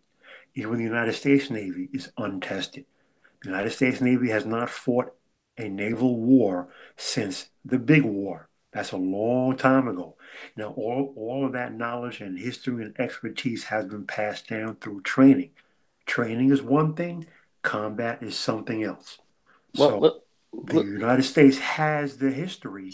They have the history. They have the hardware, but they're untested. So I would say the same thing for China, but China does not have that history. hey, I know Paul, that it. Yes, yeah, I just want to ask, yeah. what about what's up, gentlemen? How you guys doing? Good evening. What's Um, going on to go? all right. I would just like to ask, what about we talk about the sub, but what about no one's been tested in the sub game? Because when you talk about navies now, you're dealing ultimately now with the submarine game, and Correct. that's something that is still, let's be very frank about it, rather untested. You can get out here and talk about we can have all these big ships and get out here and play all kind of games. You can be in the biggest naval combat war since the Jutland, but I'm surprised you even know about the Jutland. what? Oh, me? I'm Bro? impressed. Oh, nah, bro. Anyway, Respects, no, respects. yeah, I'm just saying. But as far as a sub game Mhm. is concerned, of which is invariably a part of this, I don't really see that being spoken to with the level of knowledge that or even speculation that should be applied to this, as far as I'm concerned. And I would agree as well. And my only point is I'm not taking away from any capability that the US has. I'm not taking away from any capability that China has. All that I'm saying is, from my perspective, I do not subscribe to the romantic notion that the US has its hands full and they don't know what's coming from China. I can't say that either direction. All right. The United States has the history, the expertise that has been passed down through training, but they are untested. However, they do have proven hardware. They do have the history, knowledge, and expertise passed down through training. China has none of that. What China has is, to a large degree, stolen and copied technology that may or may not be effective. So, what I'm trying to say is, we really don't know what's going to happen until there is actual naval warfare, naval combat, which we Yeah, have not seen. That's what I'm saying. I don't I can't necessarily put the knowledge and expertise of the US versus whatever technical capability China may or may not have. Personally, I give an edge, but I do not put an overwhelming leaning towards either side. Just my I, personal opinion. I have to look at the submarine game because you're gonna be dealing with torpedoes. You're gonna be dealing with under underwater Underwater battles, warfare. underwater warfare. We can talk about even during the Second World War with the Unterseeboot, that the Germans had. To see both, yes. And those Now with that is and an then entirely different ballgame because there, the United States is absolutely unparalleled. It's not yeah. even a question. And I can sit now with everyone, including those not Lionel, not taking directly anything towards him, but towards anyone who has even served on submarines. The United States has a huge, massive advantage when we're talking undersea warfare and operations. There, to me, in my personal opinion, it's not even close. Yeah, Well, that's easy. we did cover an article. I know of myself on a brain trust that the Russians had 5 submarines pop up in NATO waters, and they didn't even get detected. Exactly correct. That wasn't that long ago. It was 2005 or something like that. Facts. And see, this is something kind of interesting, which I found, which people looked at. I remember even the Hunt for the Red October, which was a movie, or a book that was a book that I actually read, written by Tom Clancy, and they were talking about a very special type of submarine, that kind of operated very much almost like a jet engine, if you will, underwater, which That did was not. real tech, by the way. That's US Navy very. I was like tested very, that in 1980. very real technology, It's real. and that's very real technology, and that kind of technology, I believe, is being employed underwater right now, and we don't know, because now one thing we do know about the Chinese is that they are immense copiers. They immense. They grab and copy everything that we do. Well, we actually covered an Personally, article, Nagong, that you now that you mentioned that we Go covered ahead. an article that discussed Yeah. we covered an article that discussed that the Chinese had compromised U.S. Navy submarine Technology. not technology but the data. When they got a data stash, so they know what kind of submarines or where they are and stuff like that. And I think one of the articles, I think one of the commenters said that I would not want to be on a U.S. submarine at this point. Yeah. They have all the information. And if they know where your submarines are, they can pinpoint. They can hit you a lot of different ways. But that's a big part of this whole naval game that I think when we really start to really look at this from the standpoint of symmetric warfare, I just no one's really talking about this, and that is a huge X factor. And so that's why when I listen to a lot of this other stuff, I'm highly suspect, because I know that this is out there, and no one's talking about it. Just like when we talked about the period of the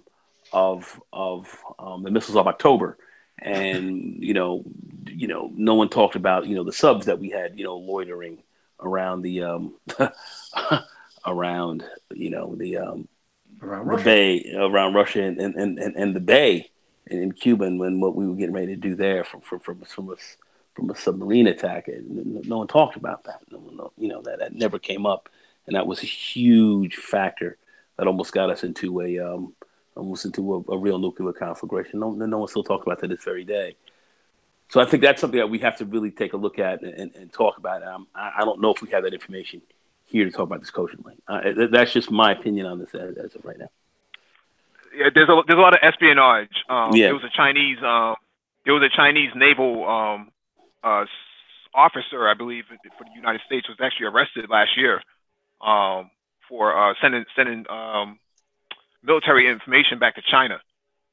So, U.S. military has already been infiltrated by foreign adversaries already. So it's only a matter of time before they've, Zoe Royalty in the chat says that China's Navy won't reach the U.S. level probably for another 15 to 20 years. I would argue that's probably less than that.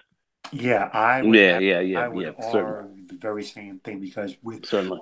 when it comes to China with military tech, we're not looking at so much creating their own tech with China's military technical industrial complex. We're looking at China infiltrating, stealing, and copying what the U.S. already has. So they're at the point of just building their own copies and their own versions. Okay, we copied here how many months ago that the U.S. Correct me if I'm wrong here, Mike. The U.S.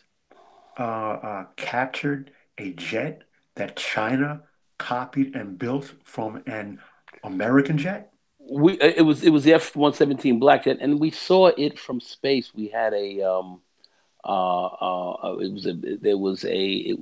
it was actually a satellite flying over actually was able to take a look at this and see this a model of it in like a hangar.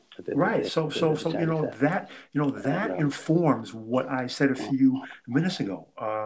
Anyone who's still under the impression that China is 15 to 20 years behind the U.S. as far as military tech, you could not be more mistaken. Absolutely. China is, if not where we are, maybe no more than 2 to 3 years behind. Because the espionage game is heavy now. Now I know that the black jet that was shot down by the Russians during the Bosnian conflict, that wreckage or whatever disappeared, and it seemed like stealth fighter. I forgot the stealth fighter. Yeah, that's why they took out of service. That's right. And next thing you know, we saw it. We saw it in China in a hangar being re-engineered. It's just ridiculous. So I mean, and who knows what newer technology has come out of that. And I do know, we have some rather advanced Aurora aircraft and so forth that are flying at, at 6, 7, 8 times the speed of sound and all this kind of crazy. Right. So we do have very high level technology that's out here, stuff that's got EM kind of blasts and this kind of stuff that can really, discombobulate any kinds of, electrical, or communications and so forth. But still, it's a technology battle, and I think as you start to have one technology fighting the other and counting out the other, then the more simplistic some of this stuff technology comes out to be is what will work. So that's what I'm saying. The subs and this kind of stuff that classically has been stealthy, hard to find and hard to track. If you don't really know exactly where these subs are at any one given point in time, you can be hit, and your ships can be hit, and anything can be hit. And the vulnerabilities will just be there. So anyway, go ahead. I don't know if you guys agree or disagree with me on that, but we agree. You actually bring up a point that I actually make sometimes to a lot of people who are of the mindset to hear what I say, because not everyone can really appreciate what I'm about to say.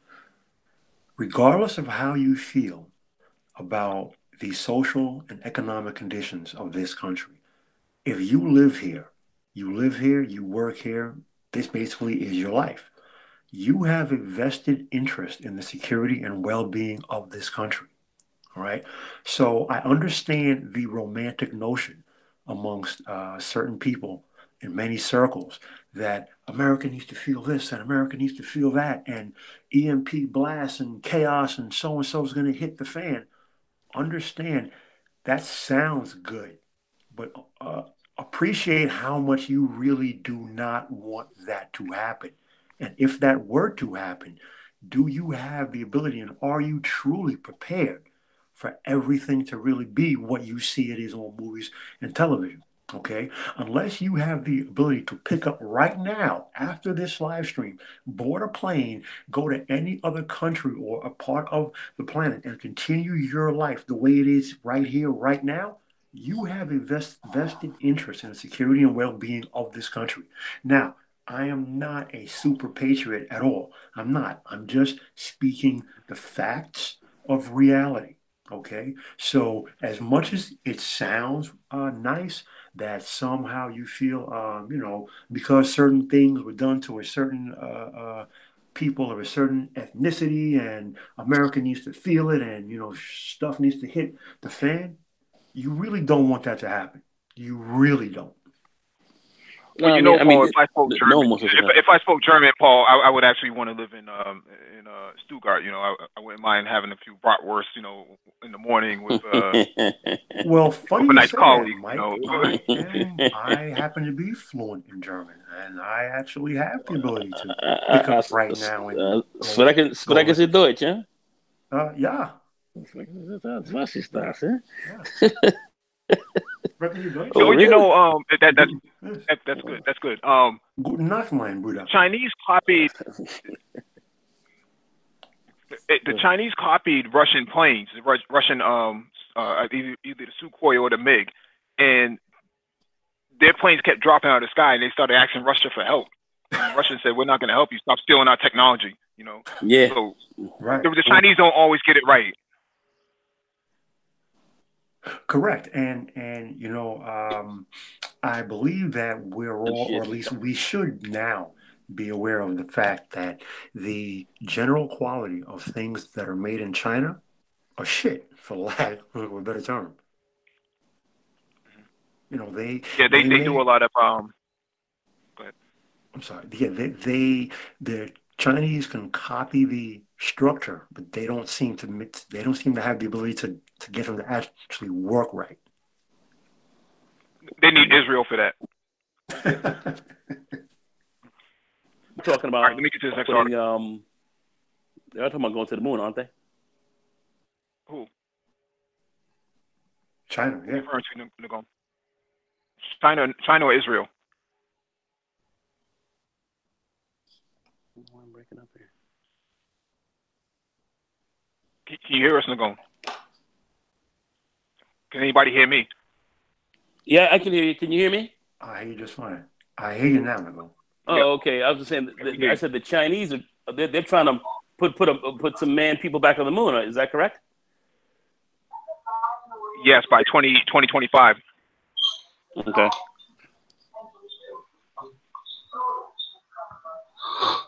All right, let me get to this next article. All right, this one is from the Haitian Times.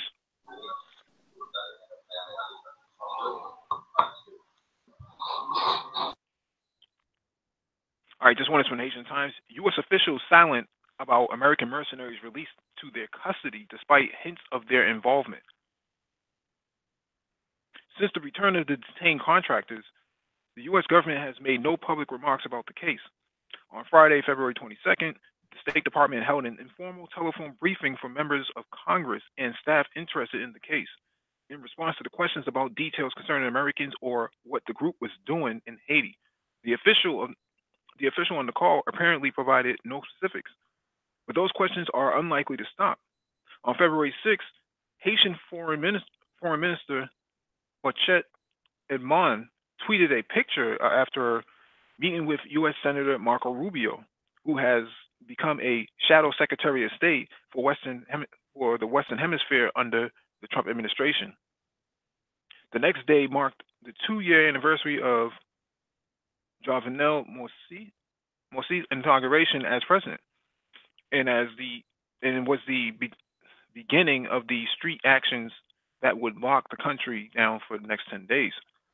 Haitian Foreign Minister Bochet Edmond and with U.S. Senator Marco Rubio. That picture's not showing up for some reason. On February 9th, a delegation from Haiti's central bank and Ministry of Finance arrived in Washington, D.C.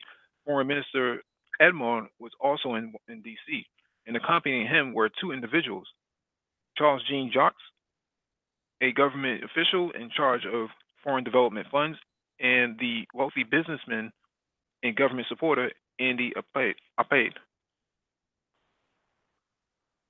The Miami Herald reported that Edmond has held discussions concerning a debt financing deal where Qatar would buy Haiti's Petrocaribe debt to Venezuela. According to the sources with knowledge of the situation, Apade, the central bank governor, and the finance minister also discussed the Qatar deal while in Washington. The debt is at the center of the anti-corruption protests that have rocked the country for the last 5 months.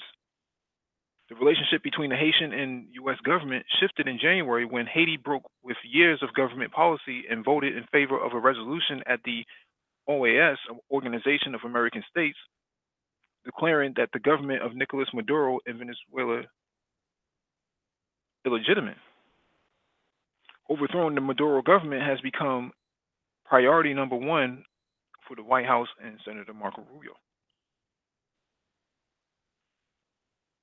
With Moise's mandate under threat, the president switched positions and voted with the United States.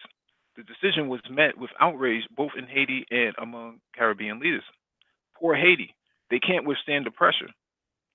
Ralph Gonzalez the Prime Minister of Saint Vincent in the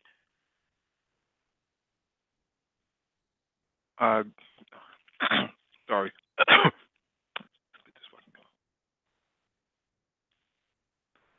Told the Miami Herald after Haiti bucked the majority of its Caribbean allies and recognized Juan Guaido as interim president of Venezuela. Quote, the current president of Haiti is just craving for the U.S. protection.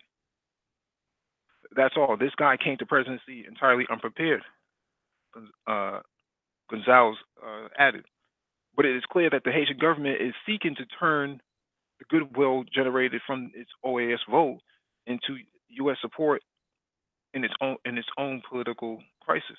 The delegations in D.C. also discussed an IMF rescue package officially announced March 7th and met with U.S. rice producers in an ill-fated effort to lower prices in Haiti. This is outrageous, man. DE, if you're listening, what's your take on this? Haiti, Haiti was always under pressure, as we know it. You understand? But now it's getting to be even worse because of the Venezuela situation. If the U.S. has to deal with more than one situation like that in the Caribbean and South America, it's going to be impossible to keep it under control. The U.S. can't say anything about the people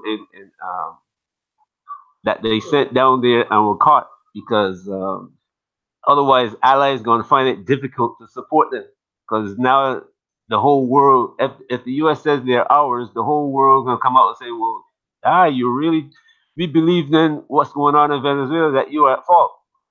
But there's some people sitting on the fence and they still supporting the U.S. because they've always supported the U.S. Like the EU, the EU has to support the U.S. But if they find out that the U.S. now is doing something else in backdoor in Haiti, then some people are going to come out and say, well, now how can we defend you when you are doing this over here also?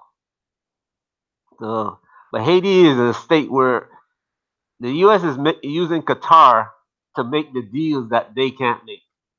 And somebody is promising Haiti oil and funds if they support the U.S. That's the way it's going.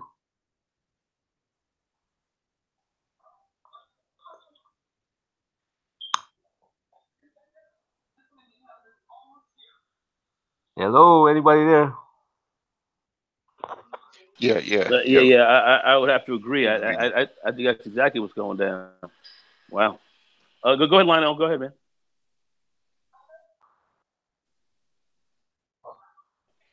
No, I was saying, yeah, I can hear him. I was hoping Zoe would come on also to give his point of view about this. Nobody can really rebuild Haiti. They cannot rebuild Haiti. If they rebuild Haiti, it is Venezuela has got oil, but if you there's a oil what I call an oil patch that goes all the way down the east coast of the U.S. throughout the whole Caribbean down into South America, and if you look at that, it's bigger than all the Middle East. It's bigger than it, Iran, Iraq, Saudi Arabia, every one of them combined. But they've kept this under wraps they've known about this, I don't know, probably about 40 years now, but they've kept it under wraps. They will not allow anybody to drill that oil. Even the state of Florida has said, we're not going to drill the oil. Now, are you saying no one can rebuild Haiti because the United States will not allow anyone to rebuild Haiti? They won't allow it. Yeah, I think that damn near goes back to the Monroe Doctrine of 1831, 32. I think it damn near goes back to that hemispheric imperative. I don't think we want anything that's in our hemisphere. We ain't letting it go down. And Haiti, literally from the time of its revolution, and when let's admit it, man, when Napoleon was like, man, y'all may have fucked us up, but you motherfuckers are done forever. I think that's kind of where we're at. I think that ain't gonna stop, man. That's they've got that joint sealed off, man. Haiti can't make a move on their own. They do it. Not in the Caribbean, not in this hemisphere as American as a quote unquote world power. They're not gonna let this be built. It's just not gonna happen. I would agree. I would have to agree 1,000% because if you look at U.S. policy, all right, it has been a consistent playbook. Weaken and destabilize any nation rather than deal with that nation on an equal footing. Yep. Right. Even before the OSS was rebuilt into the CIA, which is itself nothing more than a carbon copy of MI6. The U.S. through its proxy, U.S. Fruit, okay, which eventually became Dole and a few other corporations. U.S. Fruit went in there and economically weakened and destabilized every nation in Central and South America. All right. So, as Nagone said, 100%, that is the Monroe Doctrine, which is still alive and well. Weaken and destabilize any nation in this hemisphere rather than deal with it as an equal. And regardless of how any person feels about the politics in the country of Venezuela, all right, Guaido is clearly a CIA asset. He is not there for the people. He may say that publicly, but he is clearly a CIA asset, as is President Bolsonaro over in Brazil. Clearly, Absolutely. I was just getting ready to say that, and you jumped right on it. Excellent. Mark, one eyeball right there, my man. Okay, he in fact was this. He was on the CIA payroll. So the bottom line is that we are in control of all that. We got Lula and them out of there for a specific reason. You have to understand, Petrobras, they hit one of the largest oil shelves in the world. Those right off the coast, right off the coast of Rio. 2011. And we came in, and I was down there, and I remember when all that news hit. Okay. And I said, oh shit! I said, this is a problem, because now they're going to try to ultimately destabilize this government and take it over, because the leftists, if you will, in Brazil, were trying to keep America out. And America's we want to get in there, and they couped that government. They took out Lula, and they took out Dilma. She was not corrupt. They took her out. Okay, I was there watching all this shit go down. Okay. And as this flipped over, I said they're going to try to coup the government. That's exactly what they did. And I talked to many Brasileiros myself about this, and they couldn't see it. I was like, how stupid are these motherfuckers? They can't see what's going on. and this was strictly over that. That's exactly what we did. We had a bloodless coup. We ended up having our economic hitmen come down and hit it. That's why we hit the Olympics. That didn't come off the way it really was supposed to really make this a strong international game there. We tried to cut that back with the government, and here we have that right now, and we're going to control everything that's going on in Brazil, along with that oil game itself. And it's some ill shit going down. But you call it right, Paul. You see that clearly. What's that? I'm sorry, go ahead. Was that somebody answer something? Yeah, Nagon, I was there too. You remember when this whole thing started? The CIA really got going after what's the name? She had an appointment to meet with Barack Obama. You talking about Dilma? Yeah, she called it off. Yeah. They really went in on her.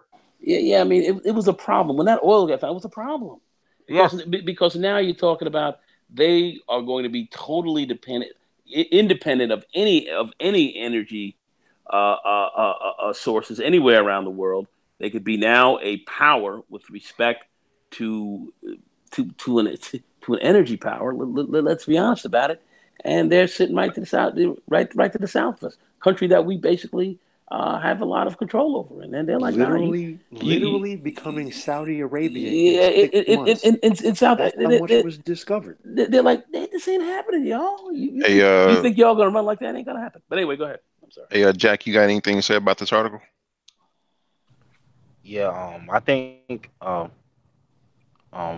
been giving that a lot of thought, man. What's going on as far as Haiti? And I think that the only thing that's gonna really work with major change regarding that country is that the people have to continue to, especially the young people, have to continue to pretty much, you know, put up a fight as far as with the government and ask for change because nobody's on their side, right? So they're gonna have to, create change from within. So they're gonna have to continue to protest and continue to, you know, ask for they're gonna ask for accountability among their government officials, man. I know U.S. has their kind of like their pulling the strings on that, but you know, regarding to the Haitian people, but again, you know, the Haitians have the power to make change. If they really want to change, they can tear that country apart. Like I'm thinking that's the only option they have right now. They have to tear the country apart to get what they want. Okay, Because that it's I would have to say, brother, after what I saw back in 1986 with Papa Doc Duvalier and Baby Doc and the Tonton Macoute, okay? At this point, we're literally talking bloody revolution in the streets, including after what we saw in 1990 and 1991 and 1992 with Jean Bertrand Aristide in this group. I think Paul dropped off. Paulie there? Yeah, I think he's right that has to happen. That's what would need to happen. I think that should in fact happen. But I don't know if that is going to happen. from mud in the That's streets another question. that, bro, it would literally take outside intervention and literally bloody revolution. And I do not think, maybe I'm wrong, I do not think that there is any infrastructure or wherewithal from the Haitian people on the ground to remove the U.S. influence and control in Haiti as it presently stands. Not from Yeah, the you're right about that. Yeah. You're right about that to a certain extent. You know, Haiti was getting all their oil for cheap from Venezuela. I mean, for pennies on the dollar. Yeah. So they weren't even paying much for it. However, the U.S. interfered in all of that and kind of turned the apple cart over. There is oil right on the shores of Haiti as we speak that rivals that of the United States. The United States puts out 13 million barrels. I think Haiti's sitting on something like 3 million barrels of oil, which is significant for a country like that. Yeah, So, that'd be huge. Cuba has discovered oil as well, and they are working with the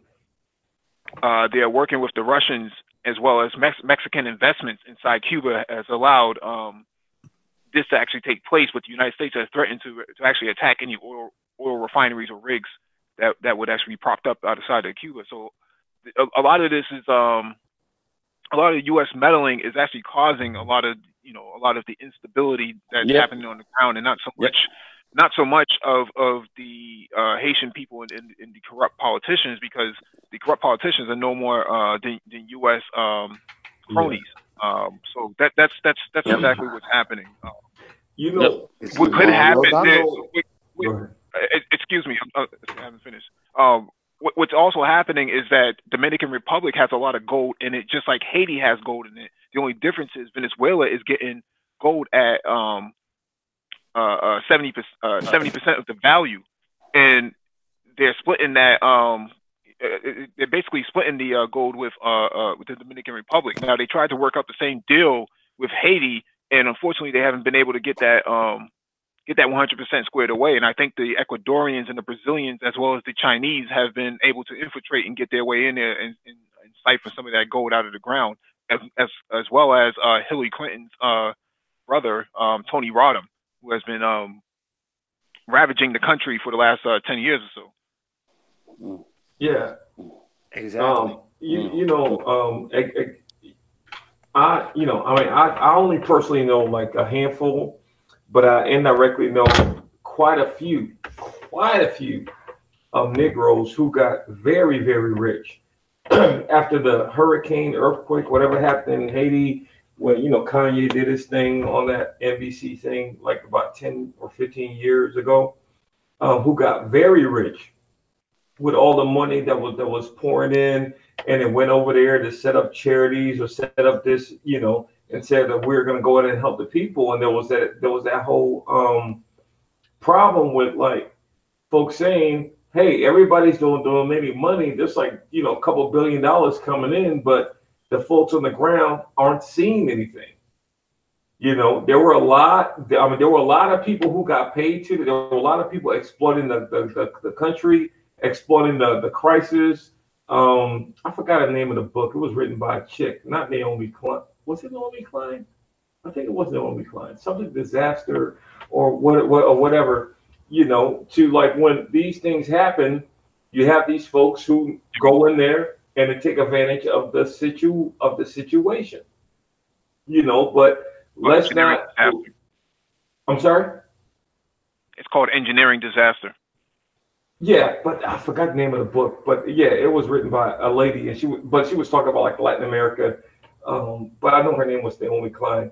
Um, I mean, in the whole Haiti thing, and I'm not just trying to say, hey, don't look at these people. I mean, everybody's guilty, but we just have to call a spade and just say, hey, everybody's guilty. We just can't point the finger here.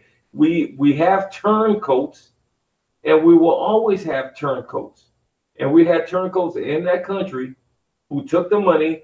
We have folks here in the States. I know a guy, he was the dean of he was part of the STEM engineering math, something at Georgia Tech, made a killing over there and took a group of his homeboys over there because they got touched, they got tagged. They said, hey, we got this money coming in. We need y'all to go over here and be the God and be the intellectual know-it-all, and y'all really ain't gonna do shit, but we just need some people with titles and credentials to go ahead and flow the money through. It is what it is.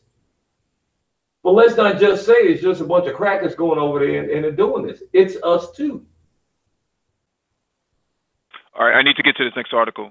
All right, Ooh. this next one is from truthout.org. Why has Haiti risen up once again? When I saw that picture, I thought that was Zoe Royalty at first. It kind of looks like me. The Haitian masses has mobilized a new wave of protests against the corrupt government of President Jovenel Moise. It began with demonstrations last summer in July and August, re-emerged in November and December, and exploded again in the first 2 weeks of February when hundreds of thousands marched in all major cities of the country, from the capital of Port-au-Prince to the northern city of Cap. I don't even know how you pronounce that. It's Haitian. Jack? I think Yes, you're right. that's close enough. Yeah, Cap-Haïtien. Yeah. The demonstrators demanded an investigation into what happened to billions of dollars of funds from Venezuela. I mentioned that earlier. An end to austerity measures and price increases for basic goods, and resignation of Moise and his prime minister, Jean-Henri Siant. The government predictably responded with a combination of concessions and repression. It rescinded the price increases and promised investigations into corruption, but neither Moise nor Siant agreed to step down. At the same time, the police and army, backed up by the UN forces nominally in Haiti to ensure peace, cracked down on the protests, killing 26 people and injuring 77 since February 7th. Taking the long view of the crisis, the uprising is the latest example of a revolt against the strategies pursued by great empires since Haiti's birth as an independent nation state more than 2 centuries ago.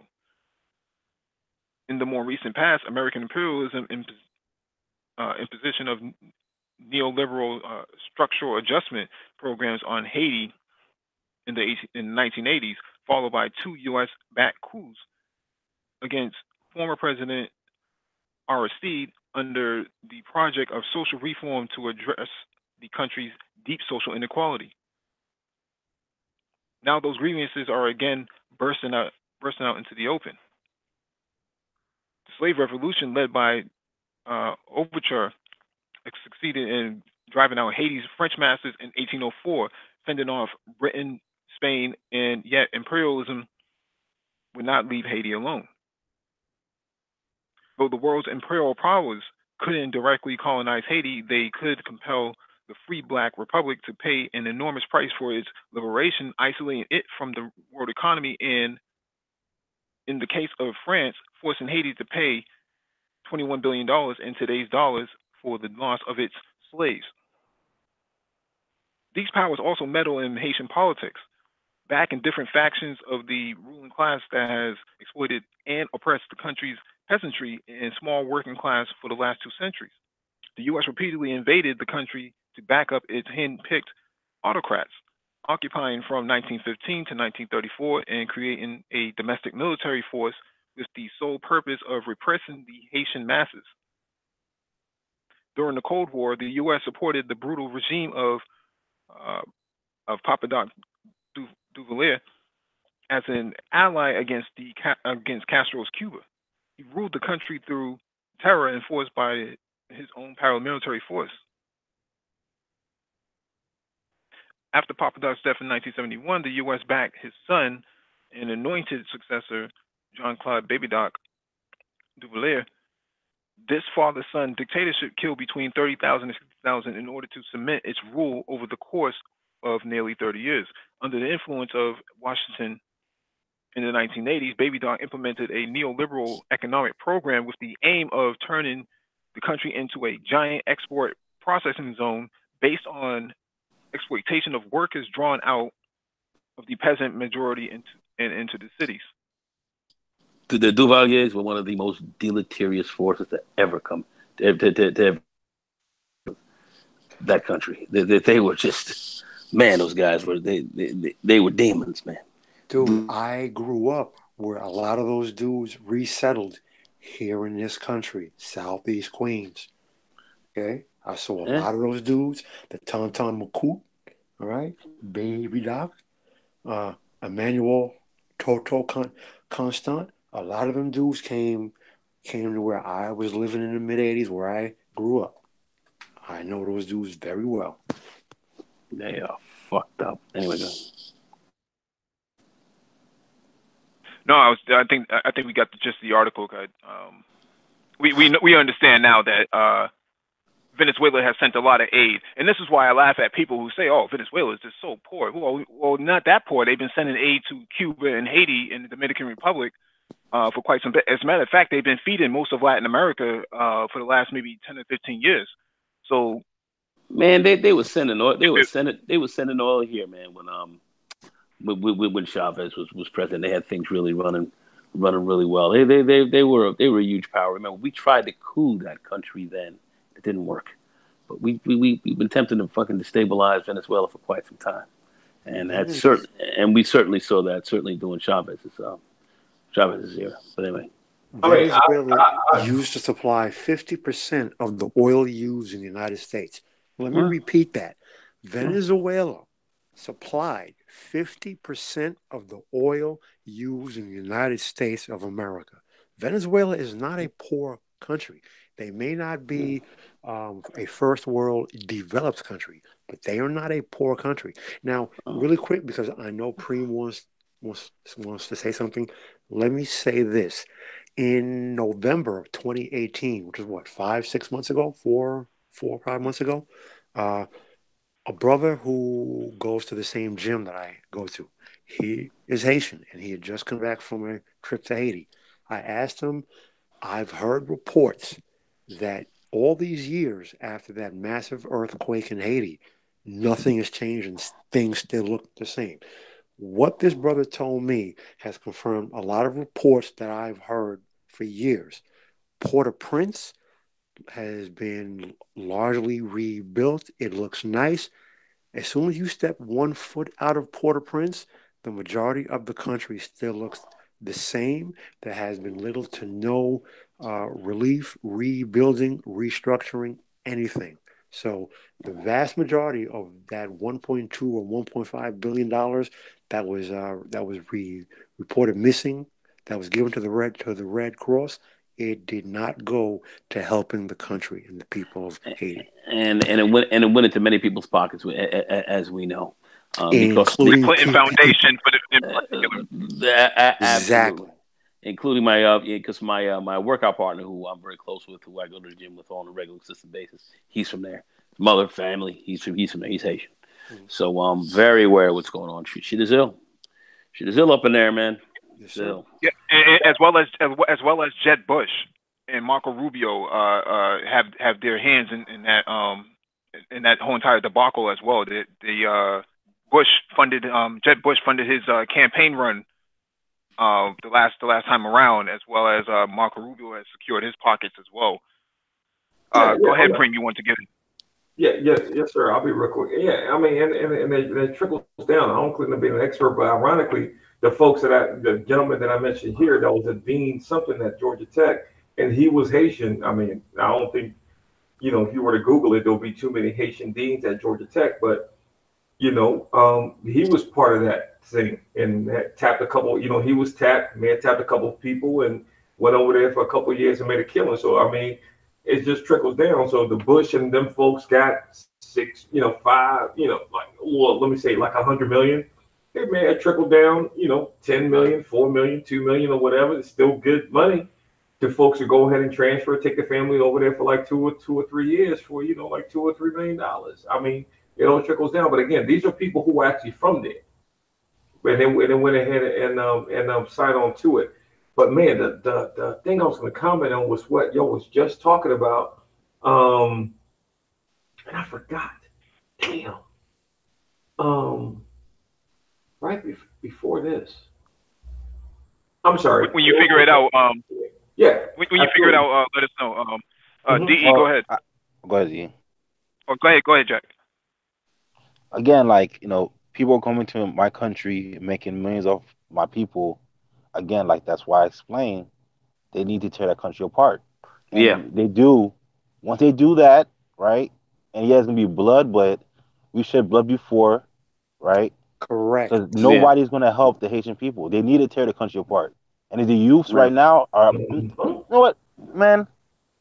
This is really frustrating to me, man. Because what bothers me the most is you talking about people growing up who can't fucking read, man, and they want to read. They want an education. They can't get a freaking education. They can't. They freaking go to sleep hungry, and people are not doing anything.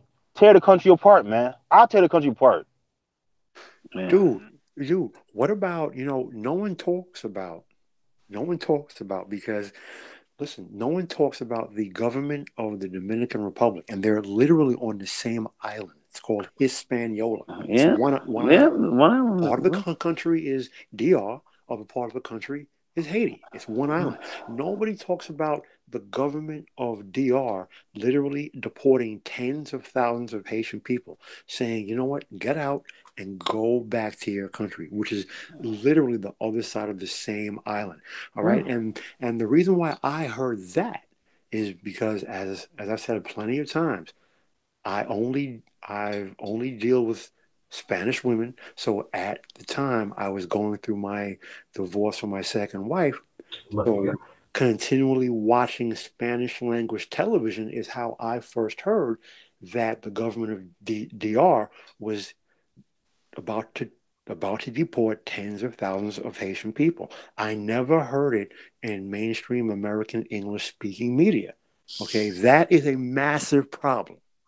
And this is nothing new. This goes all the way back to the times of President Trujillo and all them back in the '60s and so forth, when they were going after and killing Haitians and doing and literally trying to de-Negrotize freaking the Dominican Republic, which may sound as ill as it was, but this is what these guys are actually trying to do. So they've been fucked up for a while, and now they definitely are amping the situation up, given Haiti's political problems. And always remember, DR got its freedom, or because it's liberation from a black country, one of the only countries in the Caribbean that actually got its liberation from a black country, and that was a DR from Haiti, which I would also which is part of that history. So, which I would anyway. also like to add something after Toussaint Louverture in 1804. After that revolution was won, and they won their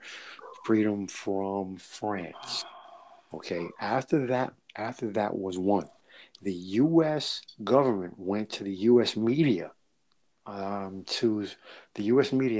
said, "Listen, we do not want black people in this country getting any ideas." So Hollywood and the U.S. media, which at that time was all print. The radio had not been invented. Obviously, the television is like 150 years later. It was all print. But even in schools, it was taught anything African is bad. Anything Haitian is bad. Voodoo, bad. It's evil. It's demonic. It's this. It's that. I'm not telling you what I think. I'm telling you what I know. For those who care to do their research, this is official government policy to create this negative stigma and stereotype against Haiti and anything coming from Africa. For sure. I mean, I thought it was because of socialism. What are you talking about? Cut it out. Socialism. You're trying to push my buttons, Mike. but these Mikey. Oh, it's funny, motherfucker. But anyway, that has always been the knock. Remember, the DR, got its independence from Haiti. So they were one country at one point in time, and the Dominicans ultimately got their freedom from there through Spain. That would explain why what's his face from the Yankees bleached his skin. Sammy Sosa. No. He never played for the Yankees. Bite your tongue. But he is talking about Sammy Sosa walking around who looks like fucking Gumby right now. Yes, he don't look white. He's pink and shit. He looks crazy. Yeah, but anyway, but they color issues. Dominican color issues, immense color issues. Their levels of self-hatred in certain respects is horrifying. But yeah. Yeah, that's a completely separate issue. It is. Now we ain't getting that. We ain't getting into that right now. Right. So let's not even touch it because Nagone, I know that you like the Spanish-speaking women like I do, so you already know. Listen. I speak fluent Spanish. Okay. Went to Spain. My last semester of college. Was there in Madrid. I was studying there for 4 months. Roll throughout there. Speak Portuguese fluently. I fucks with it, but at the end of the day, I know the history. Right. I know who they are. Sure. And I'm not confused. Correct. I'm not confused. And you were gonna say something, Preem? Yeah, just really quick. And this is why, as a side note, I kind of appreciated what that guy in South Africa, Mwa or whoever, he's the guy that wears the beret, and he represents a party or political party and economic freedom fighters. Yeah, but if you said his name, I will recognize it. But I mean, there's like only one him, so we're probably talking about the same guy. But this is why when he said what he said, he was like, listen, we know that if we do what we're talking about doing, they're gonna come for us. They're gonna do sanctions. They're gonna try to assassinate us. They're gonna try to kill us, and that's okay. Guys like that, I respect. Give me a gun, give me a sword. Sign me up, because that's what it takes. And the cat who says, listen, fuck talking. We're just gonna have to make this shit go crazy. We're gonna have to let it burn. We're gonna have to turn this shit upside down to get it right. When they know that that's what it takes, sometimes that's just what it takes. Period. And to get, I mean, it sounds nice and like we can talk, we can do this or do that, but I mean, if you're talking like a place like Haiti, South Africa, even my country like Liberia, it's like, I mean, if you really want to do, I mean, it's done. I mean, there's no more compromise. It's a wrap.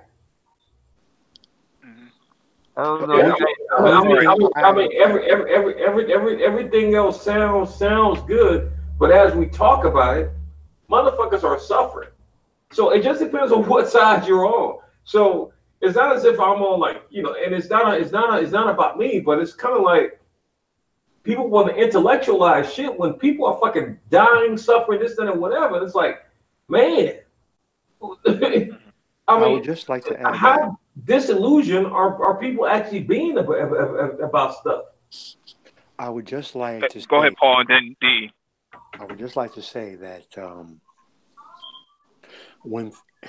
if and when things get to that point, if and when things get to that point, a decision has to be made that it's going to be complete bloody warfare. That means that all the citizens, you literally hold on. Just please allow me the courtesy of completion. All I'm saying is, I'm not agreeing or disagreeing.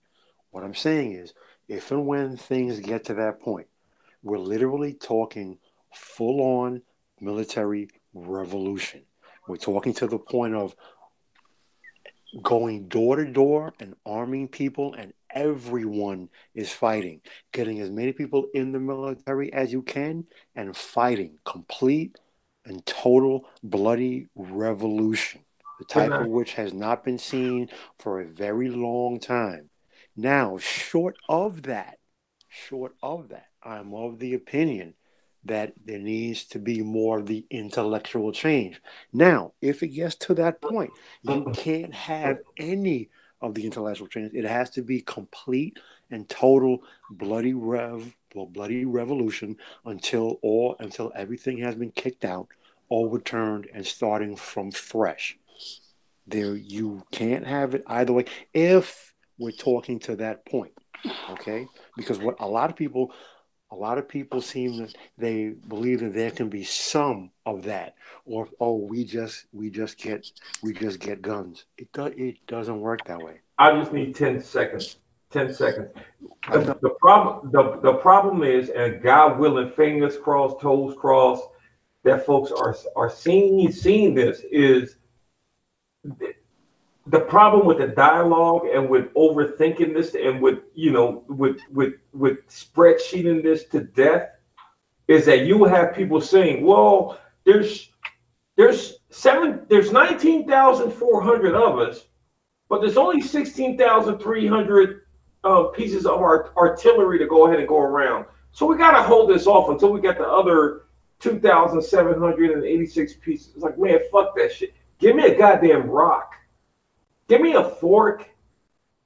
Just I don't give a fuck. Okay? That's the problem. Okay? At a certain point in time, either you're going to go for it or you're not. Now, you don't have to be Bobo the Fool with it. But folks got to be careful because they can E equals MC squared this shit to death and say, hey, I know you're pissed off. I know you watched your grandkid die from starvation and lack of nutrition, this and that, whatever. I know you watched this, but look, I understand. There's only 4,000 of them, and it's 24,000 of you.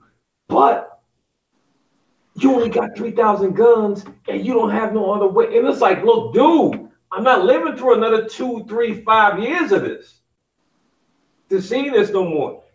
Go for broke, man. Hey, go ahead, D. Yeah. But there's the problem. Go ahead, D. Okay, there's the people who are fighting to change things in Haiti. I don't know who is the leadership in that realm, but it especially with the U.S. occupied in Venezuela, there's a way that they can change things really rapidly in Haiti. Every one of those people in the army has a mother, father, sister, or brother, and the army people are normally not the higher ups in the army come from around among the wealthy. But the guys who are shooting people in the street, they don't come from among the wealthy. And if mother, father, sister, brother say, "Hey, you're not going to work today," the people who are leading that revolution now, saying, "Look, you're not going to work today," the government, the people who they want out of the government, they'll be gone in 1 day, 2 days. But nobody is doing the leadership of these people are not doing what they're supposed to do. So I'm really questioning who is the leader, or if this thing is just to blow up to allow the people in Haiti to blow off steam and just keep them going around in circles. Damn a leader, bro. Damn a leader. Well, the leader's not really thinking. Then if he's a leader, then he should go about They, the way. they just died. I mean, if you sitting waiting if folks sitting waiting or need a leader, just fucking die. Die. We need to get to the next article. This one is from CNN.com. Millions of Britons should renew passports by Friday, says Consumer Group. UK Consumer Group, which has warned that millions of Britons could see holiday plans disrupted if they don't renew their passport by Friday, which claims that 3.5 million people could be prevented from entering 26 countries in the Schengen zone, including France, Italy, and Spain, in the event of a no deal Brexit. UK passport holders were previously told that they would require 6 months validity on their passport on the day of travel in order to enter the Schengen countries after Brexit. However, a legal loophole means that those with up to 15 months validity could be forced to stay at home if Britain crashes out of the EU without a deal. The deadline to reach a deal is March 29th, 3 weeks from Friday. A new UK passport takes 3 weeks to arrive using standard service, leading to claims of a Friday deadline, in which warns that the passport office could be busier than normal as more people realize they need new document in order to travel. So this whole Brexit thing is just a big mess. You know, I don't know what's your take on this, DE, as somebody who has traveled in and out the UK or out the Caribbean, I should say. Sorry.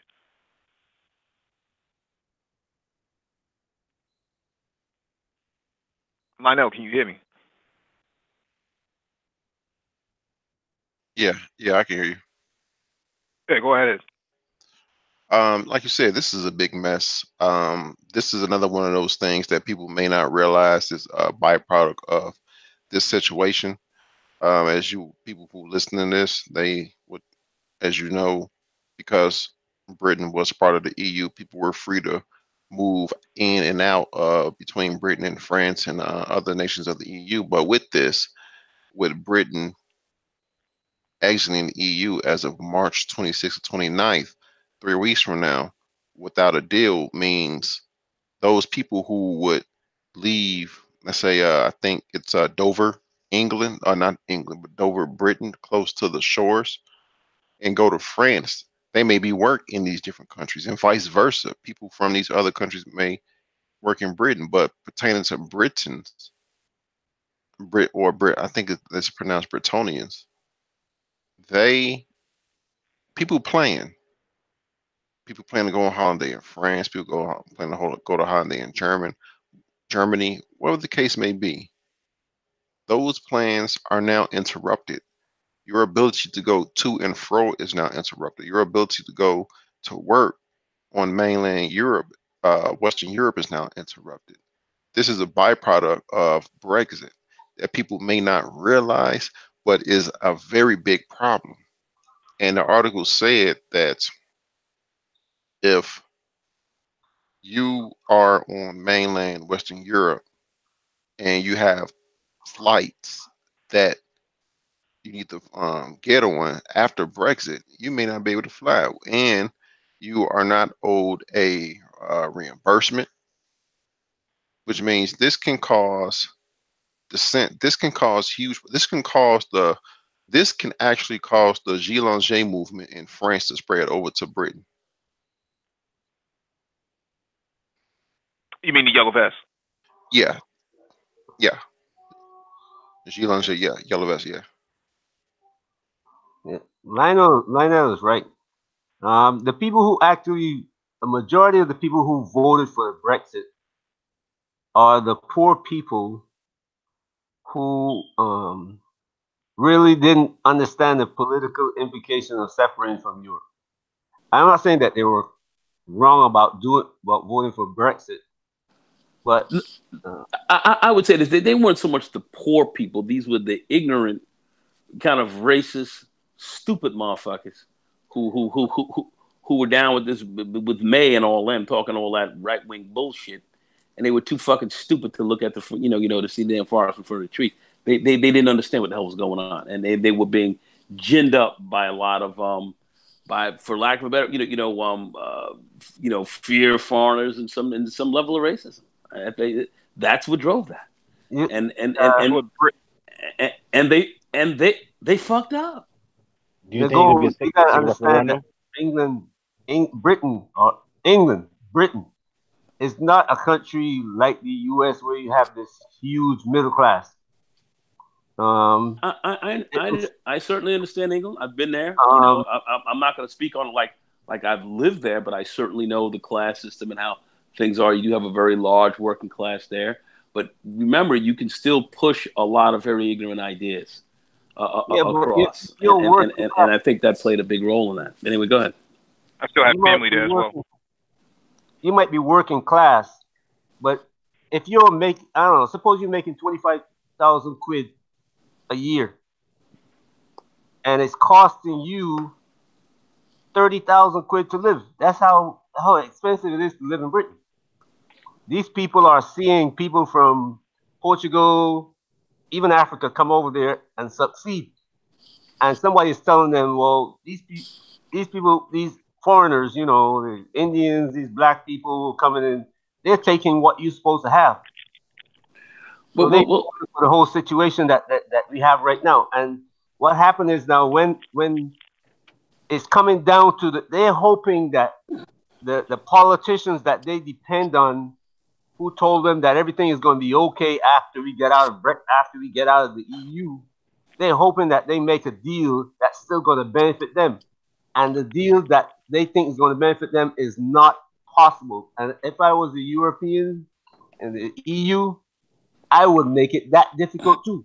they were seeing some fundamental changes in their economy, and a lot of that had to do with trade and so forth, and foreign competition, and they were becoming less competitive.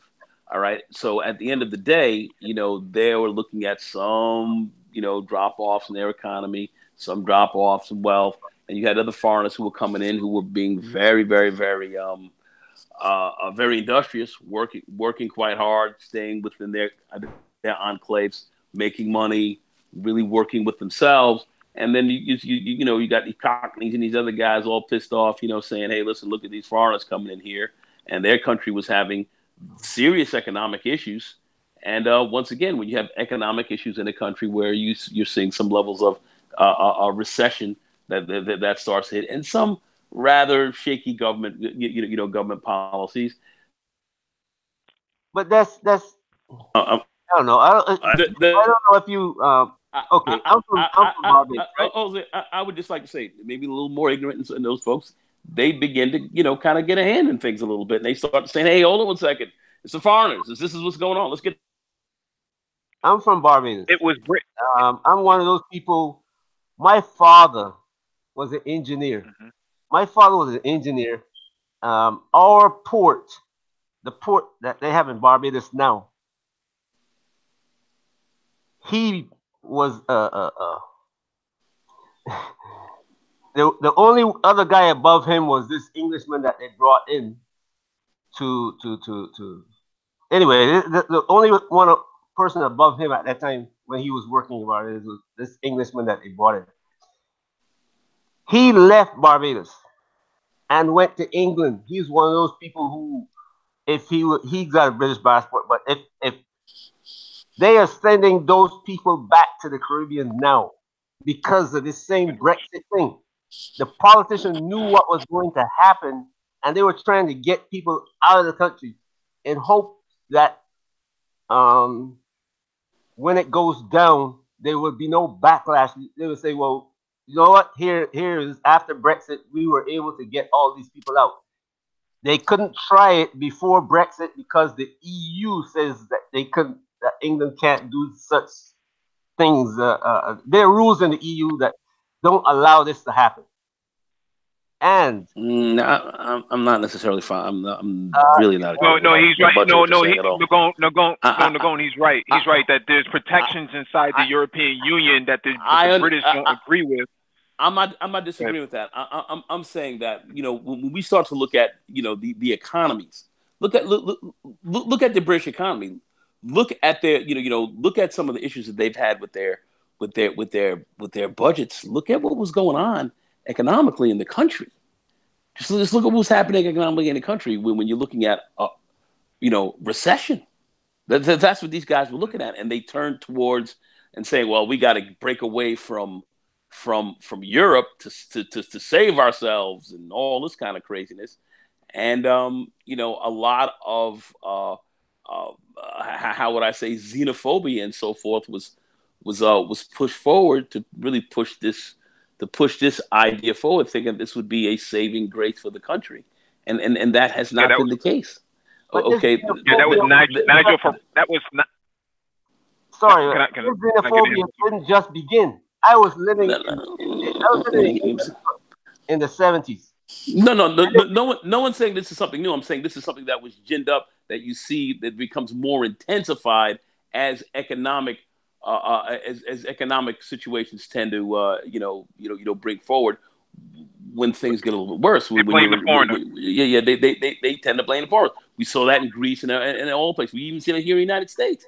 The rise of the right wing comes up wonderfully, when the economy goes bad. It's the same thing there. Anyway, go ahead. What I'm trying to tell you is that in the 70s, Britain was trying to recover from World War II.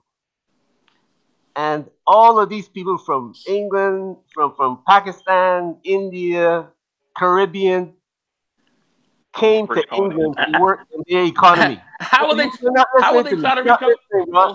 How are they trying to recover from World War II when we took all that shit? Okay, after the Second World War, we took over there, kind of. England was that's not what he said. The economy of England. You had these people came over there to do the jobs. England is like the EU today. They don't have as many people as they supposed to. They can't. That's why you see so many people are going. The EU is letting so many people in. The population is declining. At that time, English population couldn't. The population of England could not rebuild England at the pace that it's supposed to be rebuilt or should be rebuilt to re-enter the market as strong as England was before World War II. So they brought in all these people, and this thing is what was going on since then. But you have a younger generation who is coming in, and they're seeing like you go in the hospital, you see black nurses, black doctors come. Not England. So you got people who are telling them, look at these people, they're taking our jobs. Well, that's how a lot of the Jamaicans came into in England after the war, and they would want to rebuild.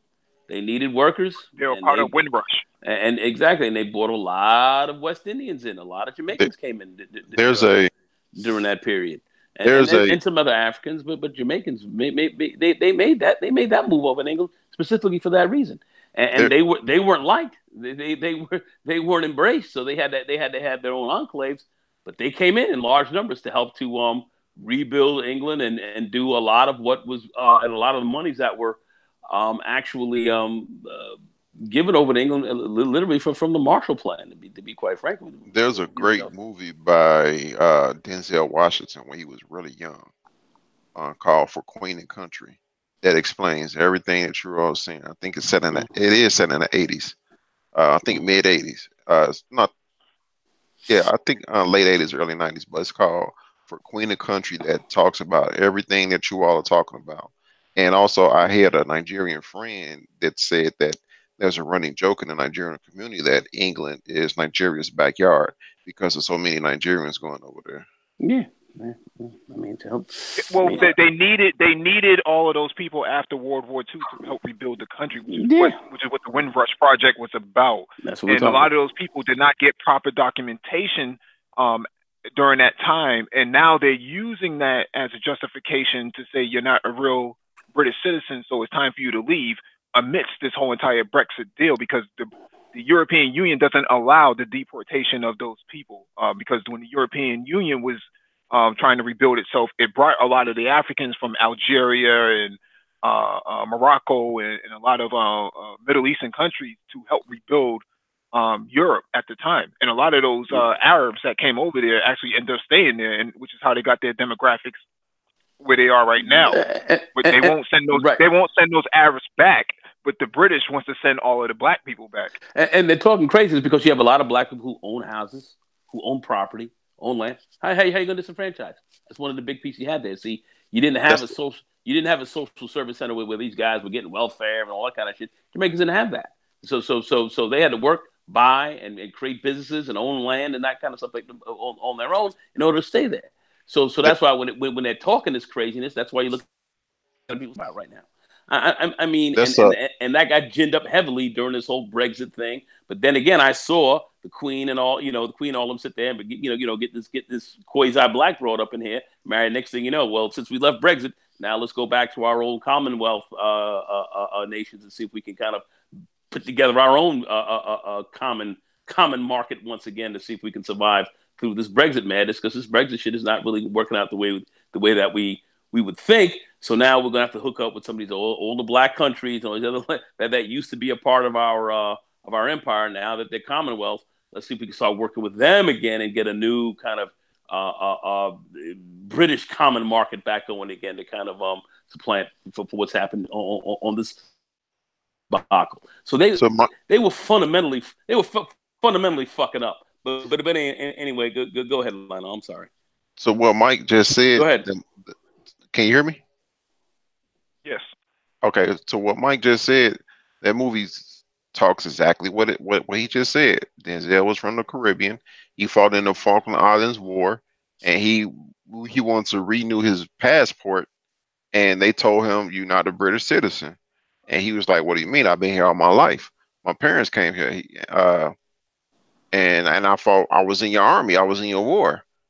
And they said, "No, you're not a British citizen, and you got to go back home." That's the exact narrative of that movie.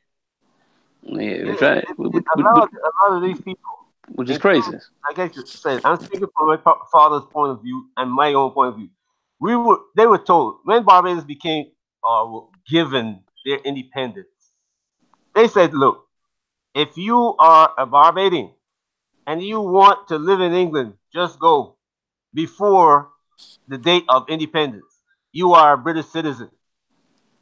So if you go there and you just got on the airplane and later on you throw away your ticket, you have no proof that you in England legally. So later on down the road, you're subject to return." And the problem is with this thing is that the younger generation, a lot of these younger people are. You have the same thing that it's happening in the U.S. with Donald Trump. You got a lot of young black men who either are criminalized and they can't get jobs, or they get out of school and they can't get jobs because the jobs are disappearing. And in England, this is happening too. So you got a lot of English children who gets out of school with a degree and can't get a job. And that's what these people who went to Brexit are talking up the Brexit thing.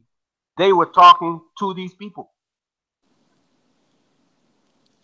Right. It was the group is actually called the Britain First. They were actually one of the provocateurs of this. And they're more of from a right wing perspective. Am I correct?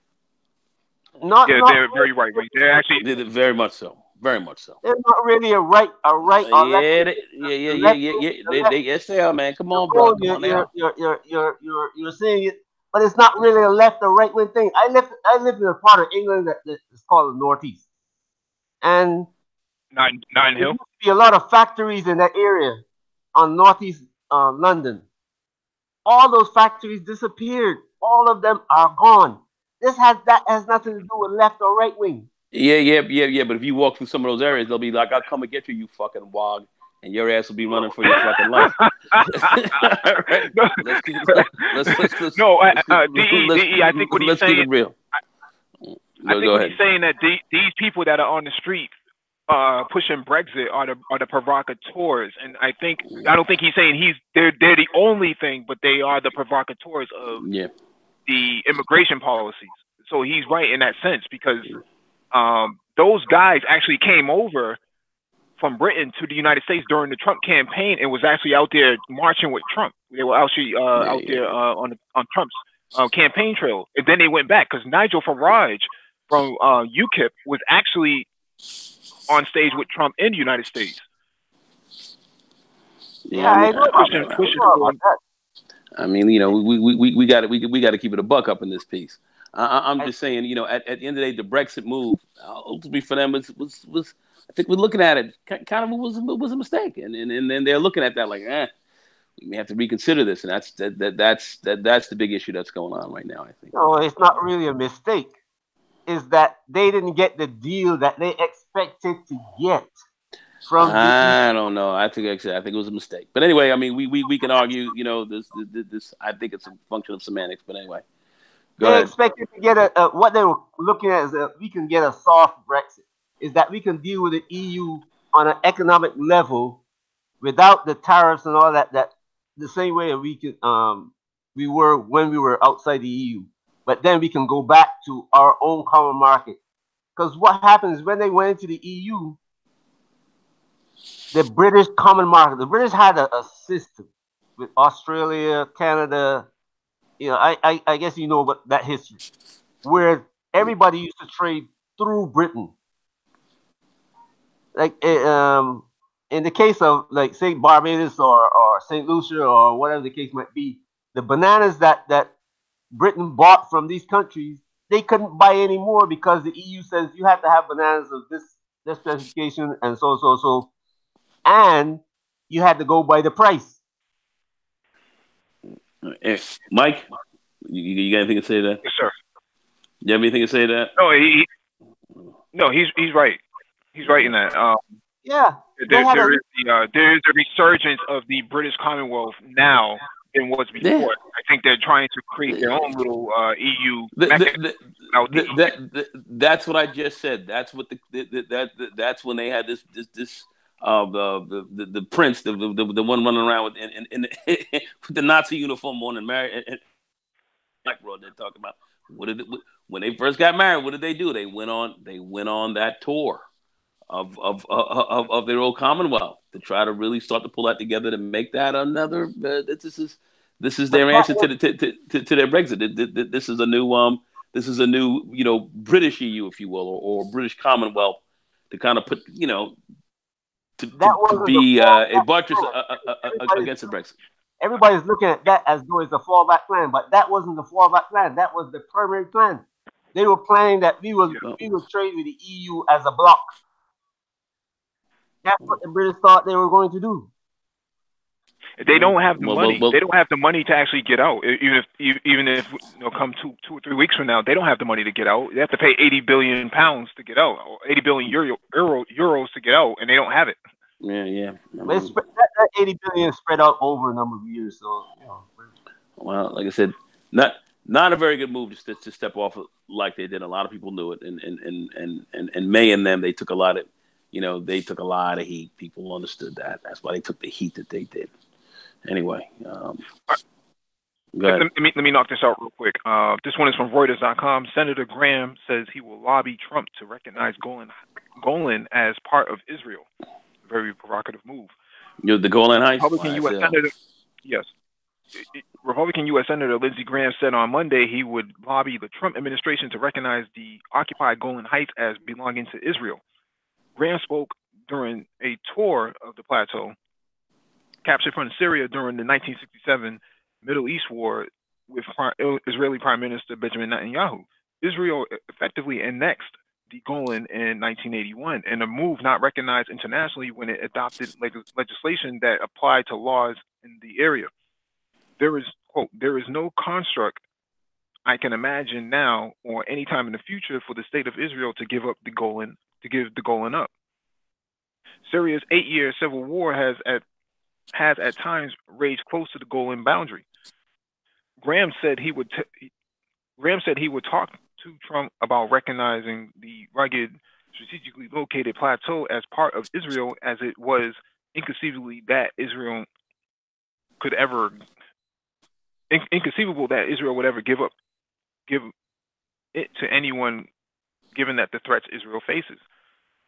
Israel says that the territory is a critical buffer zone to defend its territory and has itself lobbied Trump to recognize Israeli sovereignty there.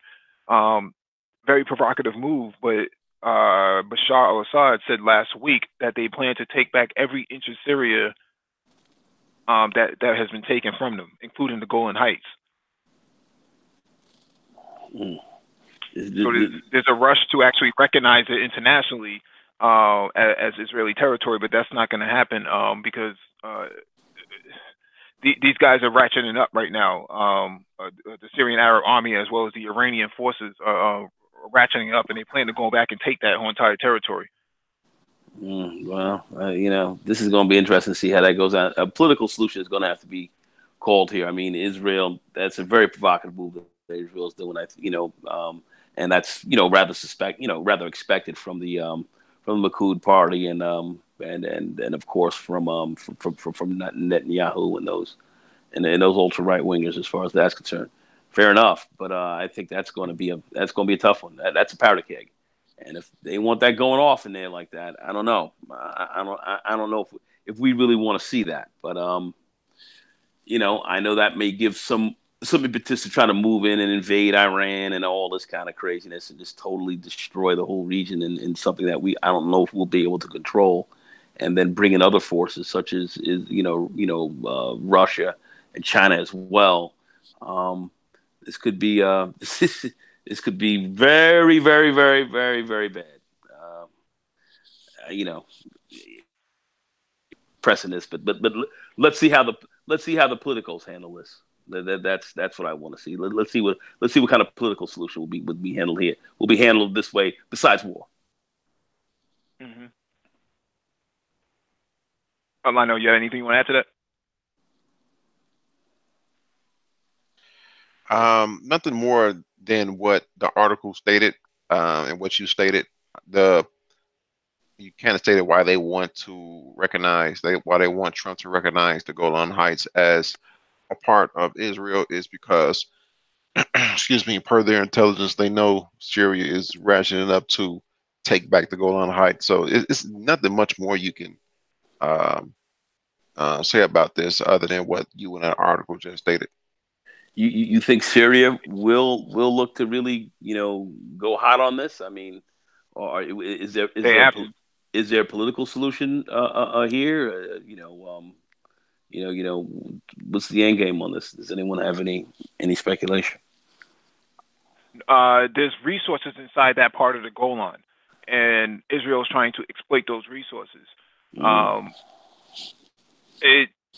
It's in Syria's best interest to take it now than to wait. You can't afford to wait 5 or 6 years or even 20 years from now to try to take back that territory, because the longer you wait, the harder it's going to be, because they dug their heels in.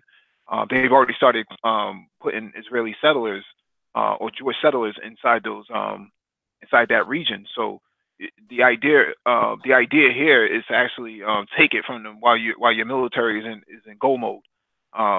The Lebanese resistance force, Hezbollah, Secretary General, has said that those people who live there need to leave now because they're going to start raining missiles down on them at some point.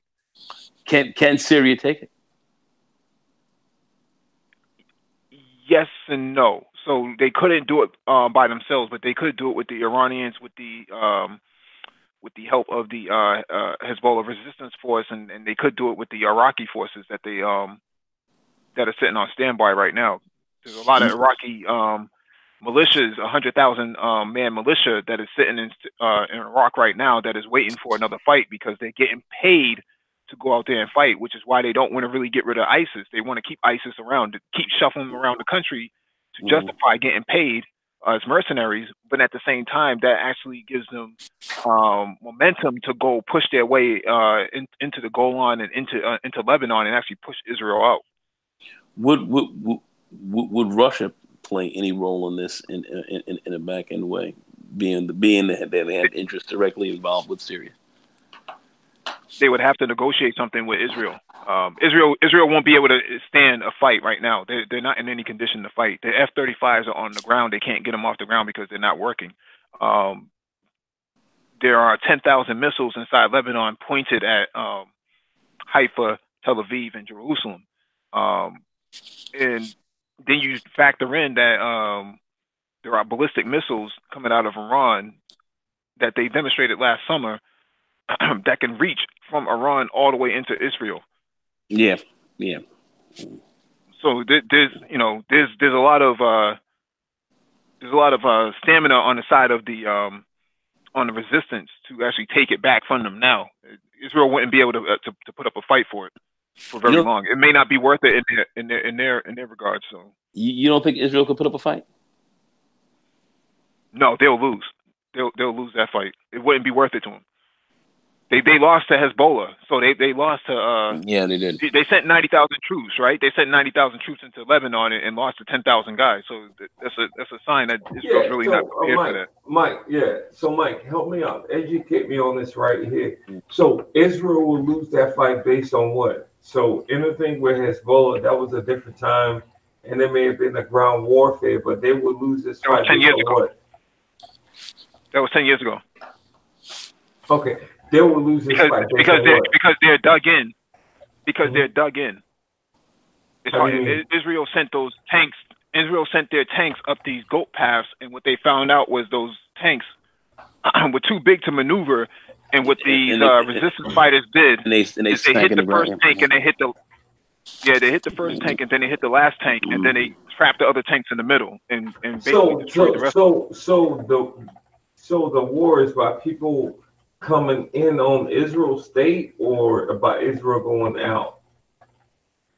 Israel is illegally occupying Syria. Right. So Syria wants their territory back. They want their territory back. And Israel doesn't want to give it back. They're trying to get it.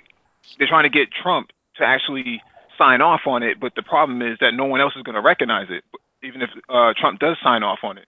But if Trump does sign off on something like that, Syria sees that as high provocation that you're going to try to annex pieces of their country from them, and they're not going to go for it. So they have every intention on taking that territory back. Oh, let me ask you a question. We have a military base we now have like kind of established a military base in Israel. In Israel now, is that correct? Okay. Yes. Okay. Mike, right? Yes. All right. Tony Stark. Would we have an interest? We have an interest in getting involved in that conflict as well? Not really. Okay. They have the biggest military base they have in the Middle East is right in Qatar. That's where the what is it? The Fifth Fleet. I think the Fifth Fleet is over there, or the Sixth Fleet. All right. Well, just looking. I'm just this is very interesting. Anyway, The United States doesn't want to get into a war over there. It's not worth it to them. Why die over Israel? What's the point? Yeah. So I mean, I would agree, but you know, there are those who have some differing views. Yeah, if you had to guess, like right now, how far would you say the U.S. is away from war in Venezuela or over the Venezuela thing? Say that one more time. I can't understand you. If you had to guess right now, how far would you say the U.S. is away from war in Venezuela? They're probably not going to send any guys in at all. If anything, they're going to send the opposition. They're going to give the opposition arms, and they're going to send the opposition into there. They themselves won't get involved, just like they won't get involved in Syria. They only sent a couple of thousand troops into Syria. That's not enough to even hold the territory that they had. The only reason the Syrian government hasn't attacked those U.S. Marines in there is because it's not worth their while. It's better to get rid of the terrorists now than to go after the Marines. You're not going to gain anything by kicking the United States out of Syria. So what's the worst possible outcome from the U.S. in Venezuela right now?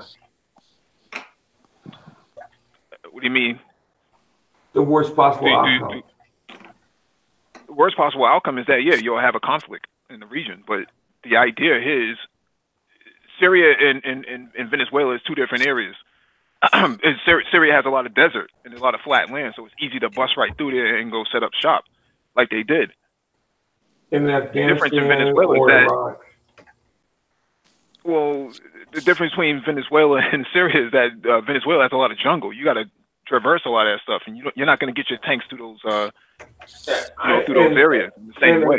And again, you have to excuse the oversimplification, but like, I'll honestly say I don't know if there's a war still going on in Iraq or Afghanistan.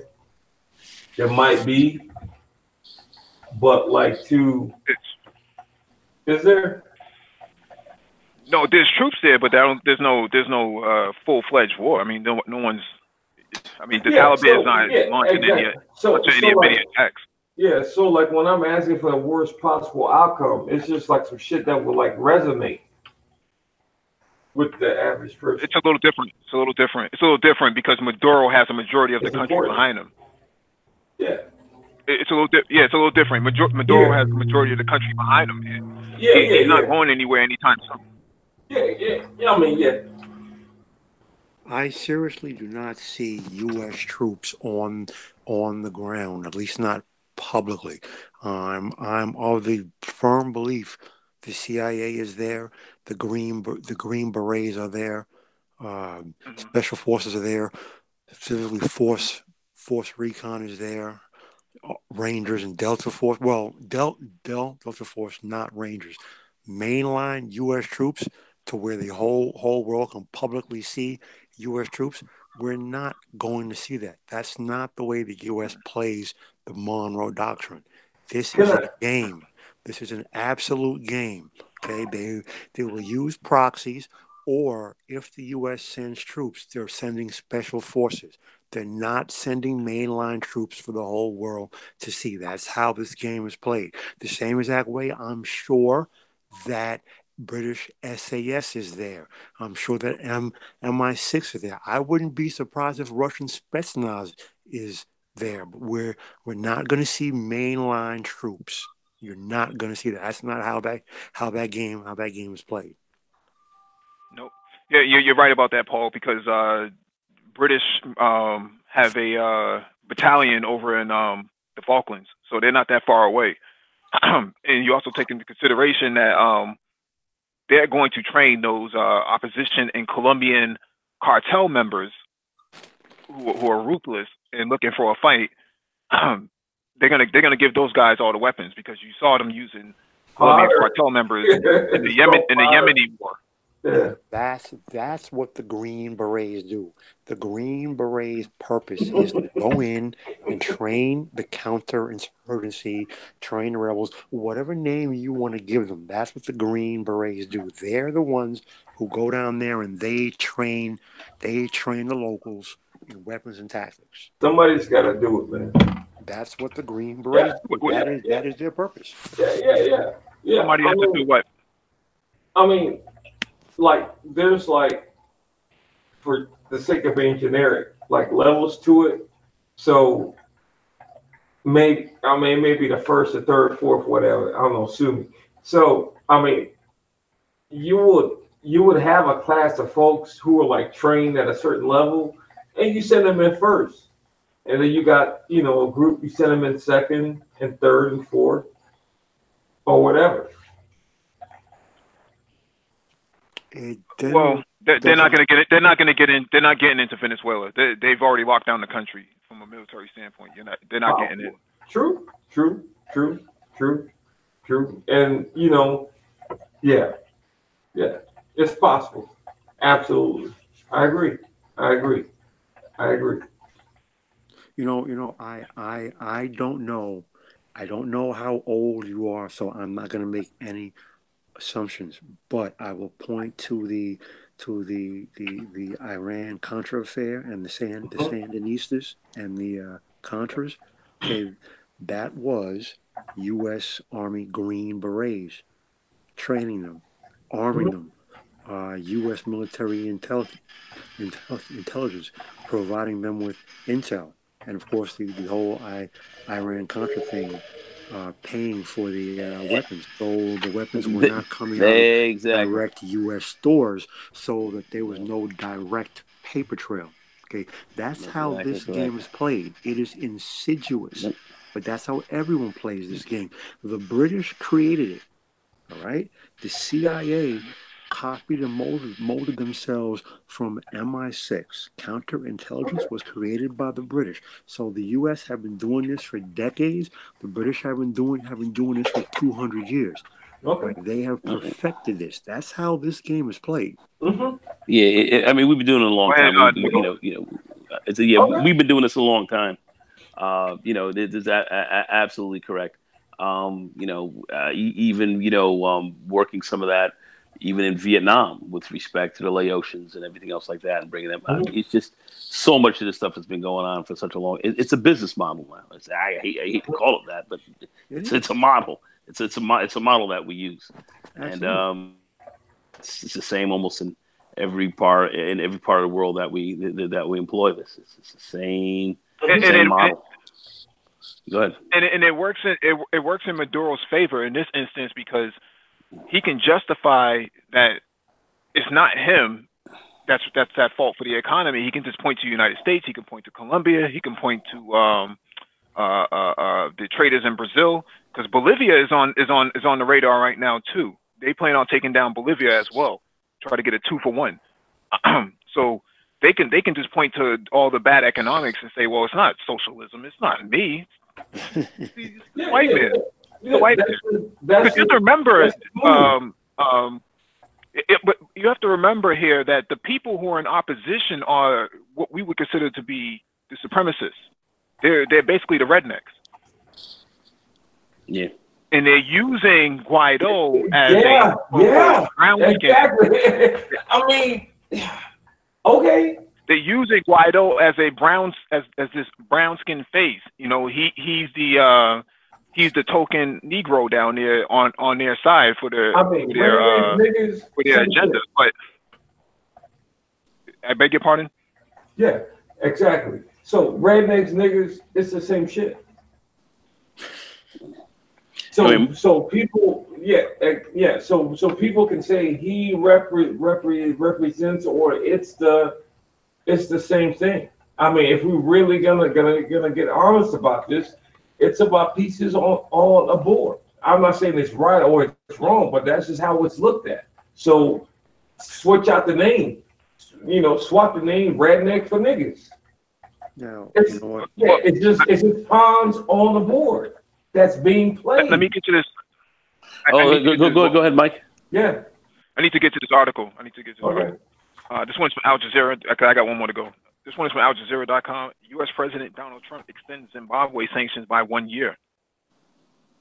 President Trump says Zimbabwe government's policies pose an unusual and extraordinary threat to U.S. foreign policy. Interesting. U.S. President Donald Trump has extended sanctions against Zimbabwe by a year, saying that the new government's policies continue to pose an unusual and extraordinary threat to American foreign policy. The renewal on Monday comes despite calls by African leaders, including South Africa's President Cyril Ramaphosa, for the sanctions to be lifted to give the country a chance to recover from its economic crisis. Quote, the actions and policies of these persons continue to pose an unusual and extraordinary threat to the foreign policy of the United States, Trump said in a notice announcing the extension 13288. Trump administration officials had said the sanctions will remain until the government of President Emerson Mnangagwa changes Zimbabwe's laws restricting media freedom and allowing protests. Interesting that he's so concerned about restricting media freedom and allowing protests. Can you believe that? According to U.S. officials, let me read this one password. No, go ahead. Officials, there are 100. Let me read this real quick. No, yeah, go ahead. I'm not saying according to U.S. officials, there are 141 entities and individuals in Zimbabwe currently under U.S. sanctions, including Mnangagwa and former President Mugabe. Mnangagwa has called for the sanctions to be lifted against ZANU-PF ruling party, top military figures, and some government-owned firms, which were imposed during Mugabe's rule over what the U.S. said were human rights violations and undermining of democratic process. Zimbabwe is going through its worst economic crisis in the decade, low on cash reserves. The Southern African nation is battling severe fuel shortages. The government announced in January a 150% increase in fuel prices, which led to widespread discontent and violent demonstrations. Same playbook that they're using in Haiti. Yep. To destabilize that area, keep it destabilization movements. All right, go ahead. Right, the article's over, but the sanctions, some of the sanctions that they put on it, the only countries that put sanctions on Zimbabwe has been the United States, Britain, and the EU. And the idea is that one, they need to allow for same-sex marriage, and two, they want the opposition to actually have a fair shot at the elections. And the only problem is that the opposition doesn't have any support. So therefore, they will never get their guy into office. So what they want to do is keep the sanctions on to try to weaken the country as much as possible. To destabilize the same way they're doing Venezuela, the same way they're doing Haiti, and the same way they're doing Syria, and the same way they're doing Iran. That's right. Where did they get this playbook from, man? It's like they use the same tactic. Every situation. Where did this come from? I keep telling you, bro. And the CIA. The CIA adopted this. The CIA playbook, which comes from the Monroe Doctrine, which itself comes from the British Empire's playbook. All right. Before MI6 came from MI5, they literally just split MI5 in half. Before MI5, it was called Special Branch, going all the way back to the 1700s. This is how the British government, if they didn't weaken you militarily, they weakened you politically and economically. That's where this playbook comes from.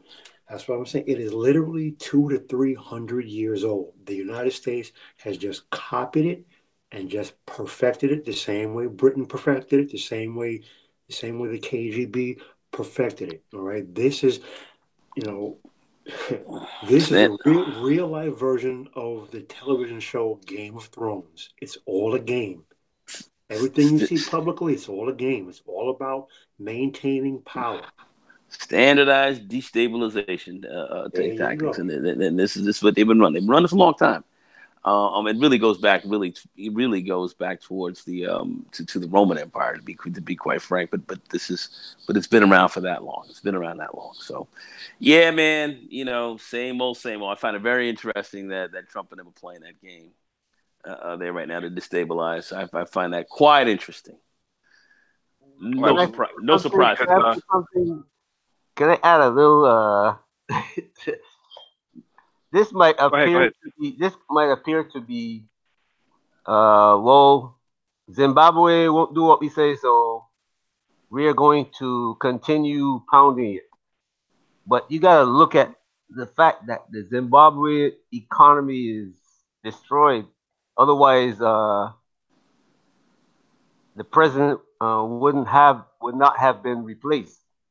What U.S. is doing is, I don't know if you guys realize that a lot of Zimbabweans have gone to South Africa. A lot of Zimbabweans are moving out into other states, other countries in Africa, and it's having a destabilizing effect on the surrounding countries. And the U.S. Uh, don't want a smooth transfer of Africa from this dirt poor backyard to people who are able to have some say in the direction that their country should go in. The U.S. don't want it. The French is in on it, and the British are in on it. That's what's really going on in Zimbabwe. Uh, you got to look at the situation as it's supposed to be looked at, not this individual Zimbabwe. Also, Yes, it started out because of the land thing, because the British brought America in to help them because they didn't want to pay what they promised Mugabe to do. But now it's becoming Africa is rising, and we want to delay it as long as possible. We want to keep the Chinese busy, all that kind of foolishness. And Zimbabwe is one part of that checkerboard. also Zimbabwe's economy is also tied in with China. So they're using the yuan or the renminbi on the ground now as a replacement to the Zimbabwe dollar. So Zimbabwe also has a special resource similar to the DRC used for cell phones. So they want, because I think they have iridium and I think they have cobalt inside Zimbabwe. So there's a desire to actually usurp these people and get them out of power as soon as possible and get to cheap prices and actually keep China from actually getting their hands on anything. The only problem there is that you have the opposition has no support. You have these these strange fellows like Guaido inside Zimbabwe that is basically trying to assert themselves, and it's not going to work. What they tried in Venezuela is not going to work inside Africa because the Nigerians. We covered an article last week where the Nigerians basically said if you try to interfere in our elections, you're going to leave in a body bag.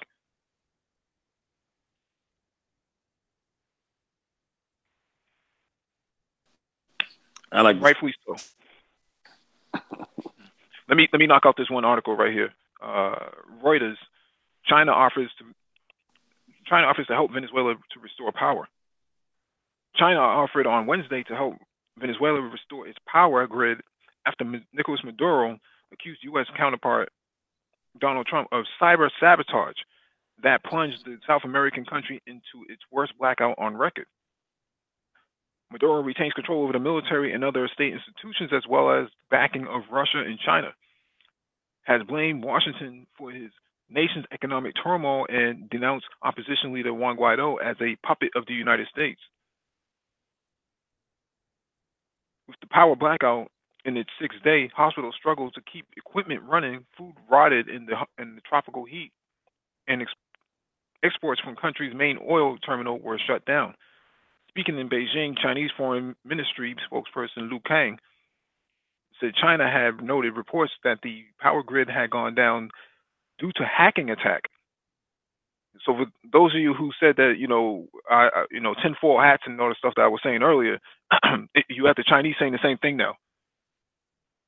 China is deeply concerned about this, Lu said.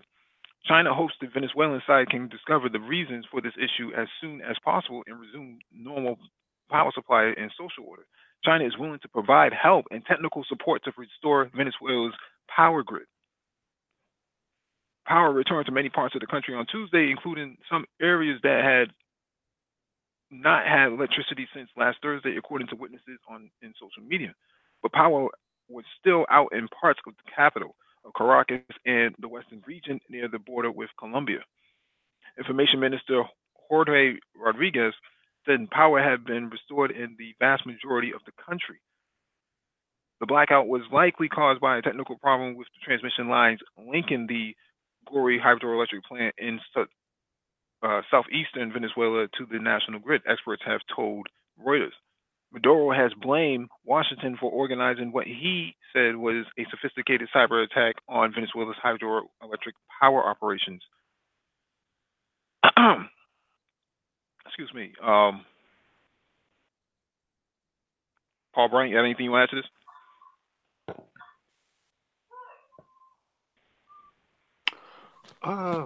Not offhand, bro. I mean, honestly, at this point, there's really not much more that I can add. We have covered this from 10 different ways. We've covered it from 10 different directions.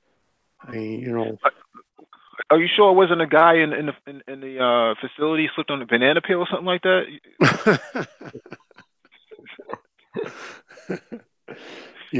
But maybe it was some mice or something like that. It was in a hamster wheel. Maybe the hamster wheel stopped turning and they stopped paying their bills.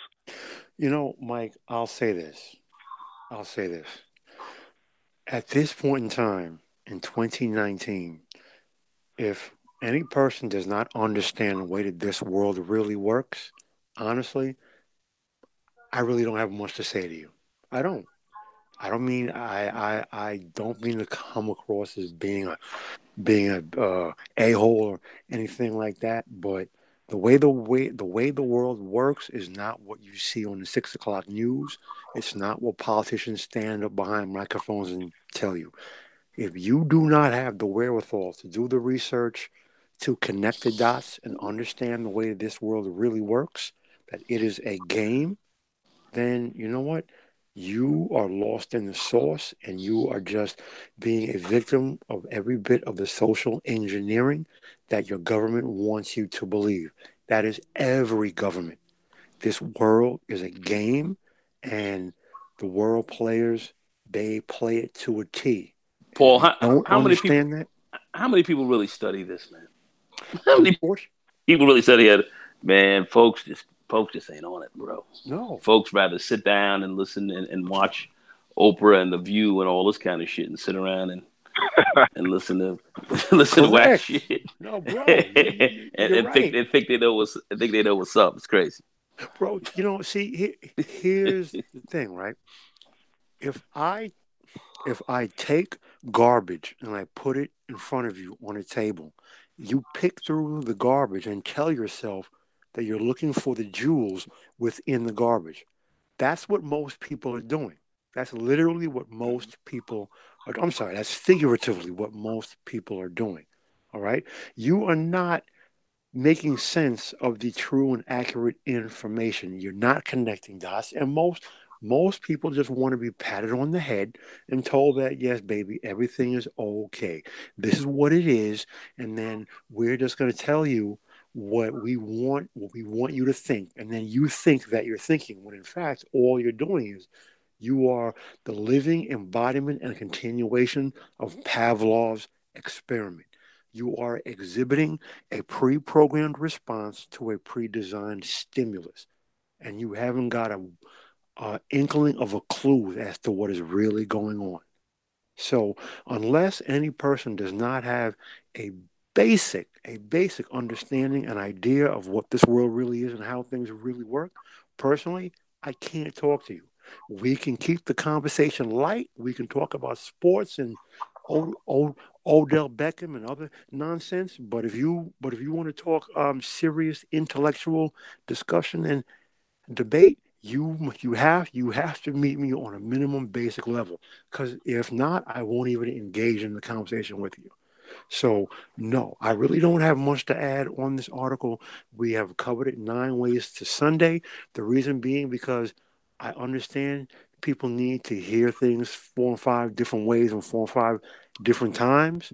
But even after all of that, listen, I can lead you to knowledge, but I can't think for you. So I really have nothing more to add. Hmm. J. Charles, you have anything you want to add?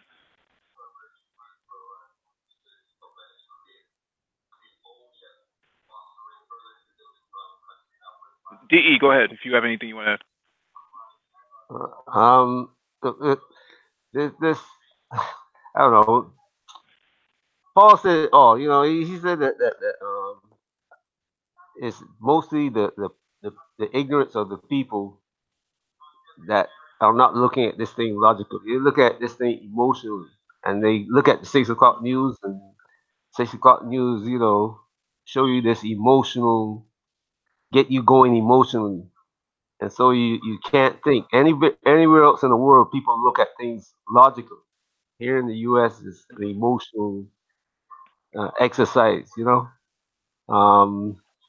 The news is there. People can see what people. If you don't even have to go very far, you can see that. I saw a video with explosions at the generating plant, and the type of engines that they use to generate power, uh, they are all very integrally connected with electronics. Computers control the heating, cooling, the speed, everything inside the factory. And once you drive those things, either they lose heat, they explode. It's called the kind of explosion that they have. They overheat. You know, the speed. But If you shut off the control for the speed, that thing will go out of control and blow up the whole factory. I know there was an So explosion, but it said I thought they found. Okay, this is what I'm confused about because Maduro said that they found they captured two suspects that they accused of blowing up the station. Now Maduro also is explaining, like I said in the article, that um, this is from this was a cyber attack. So I'm confused. What is really going on? Was it an explosion, or was it a cyber attack that caused the blackout? so could be both. so there was an explosion. The article says that there was an explosion at the southern point of the power station. So it's far away from the electric motors that would wind up and spin, right? That DE is referring to. Yeah, But but when you my point, my let me just make this point real quick. But my point here is who filmed that? How did they know at that spot, at that particular location, that there was going to be an explosion? That's not surveillance. That's not surveillance footage. How? Because they wouldn't be able to get that surveillance footage from the Venezuelan government. So exactly. who filmed that? Who filmed it? So that was dang. So I see where you're going with this now. Yeah. But Charles, as far as the when a generator it goes into um, what do you used to call a generate? What's called is where the generator is supposed to spin that say 400 cycles. When it Mm-hmm. when it reaches Station. 600 cycles, you're generating so much load that the switches that are put in place to keep you from overload, they start tripping. Hmm. So they start shutting down power all over the thing, and some of these cables will literally burn. And when Hmm. they drop to the ground, it can cause explosions, cause fires, and all that kind of stuff. So the explosion, while somebody might have set the explosion, but it can cause a lot of problems when you destabilize the electrical generation system. See, Hmm. Jack, here's something you have to understand, Jack. Here's something you absolutely have to understand. All politicians lie. All politicians lie. They all lie. They're all corrupt. Okay? They all lie. They're all corrupt. And for some reason, it is only it is only black people who seem to feel that we need to get the right ones in and hold their feet to the fire. You know, we seem to not understand how this game is played. They're all scum. They all take money. You bribe them. That's how you hold their feet to the fire. You bribe them. And then when they don't do what you want them to do, you withhold their money. That's how the game is played. Now, whenever politicians get in front of a camera and they start talking, how do you know when a politician is lying? When he's in front of a camera and he's talking. that's when he's lying. Whether it's a mayor, a senator, a congressman, a president, a prime minister, a chancellor, they all lie. Anything they say in front of a camera, you cannot believe any of it. Assume it's all BS. The best lie is one that is sandwiched between two truths. Understand that. So they all play the game. Every head of state knows how this game is played. He knows which country, which nations are in his country. He knows. Listen, Maduro knows which U.S. troops are in his country. Even if he doesn't know where they are exactly, he knows that they're there. Maybe he knows where they were 12 hours ago, 1 day ago. He knows that they're there. He knows what they're doing. They all know, but this is part of the game. It's I do things against you, you do things against me, and then this is what you say publicly, and this is what I say publicly. That's how counterintelligence works. It's all a game. Understand that. They all lie. Once you begin to understand that, then you begin to see the world differently and see how things work. And again, this works to his advantage. And thank you for that, Paul. This works to his advantage. Maduro, I'm referring to that. See, it's the opposition. It's the United States, and the rumors are stuff that I read this morning is that there was the opposition is actually taking some credit for it, and Guaido actually put out a tweet basically admitting that the opposition is involved in this. So it's not all that inconceivable that they're trying to destabilize as much as possible. The only problem is they don't have the numbers to support a civil war, even if they do get weapons from the United States. And we know that there's weapons down there because Maduro has already revealed it. That some of the ports have been confiscating guns from food supplies and rice bags and stuff like that. Um, it's not all that inconceivable that this would even be orchestrated by those guys. And Colombia has already, the president of Colombia has said, nah, I don't think we're going to go into Venezuela. We don't want any of that smoke because they just had a flood last week and they need the aid more so than Venezuela needs the aid. So they're backing out of this. Brazil is saying, we're not really all that sure about having anything to do with regime change inside Venezuela because they have their own crisis that they're going through right now. Um, with all the conflict or the civil conflict they have on the ground themselves. So the United States is kind of alone all on this. Now, Germany and the European members, ambassadors, have been help facilitating a lot of this, which is how Guaido got from the airport back to his little cabin, his little trap house, or wherever it is, his political trap house. Is now Maduro is saying, the German ambassador needs to leave. Well, the United States is also leaving now too because there's no power there, no reason to stick around. So this justifies their being there, their leaving and participation there. So my summary on this is that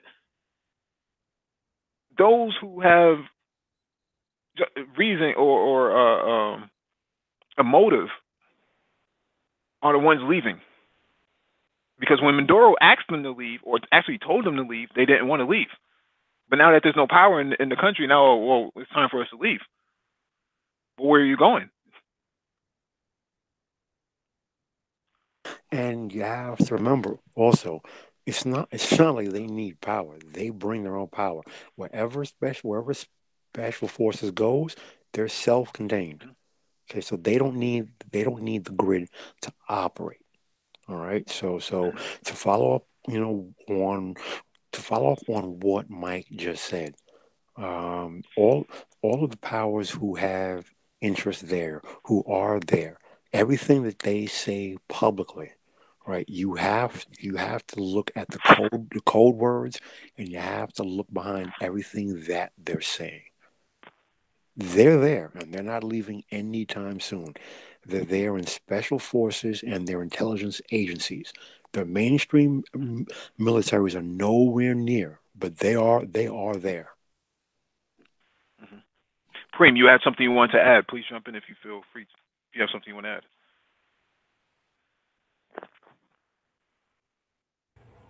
Nope. Okay. All right. With that being said, that's the last of our article on our docket, and I think we will close out for tonight because we are past the hour. All Good show right. tonight, Thank you all for fellows. joining us. Yep. Thank you all for joining us, and we will be back on Friday with economics. We are out. Peace.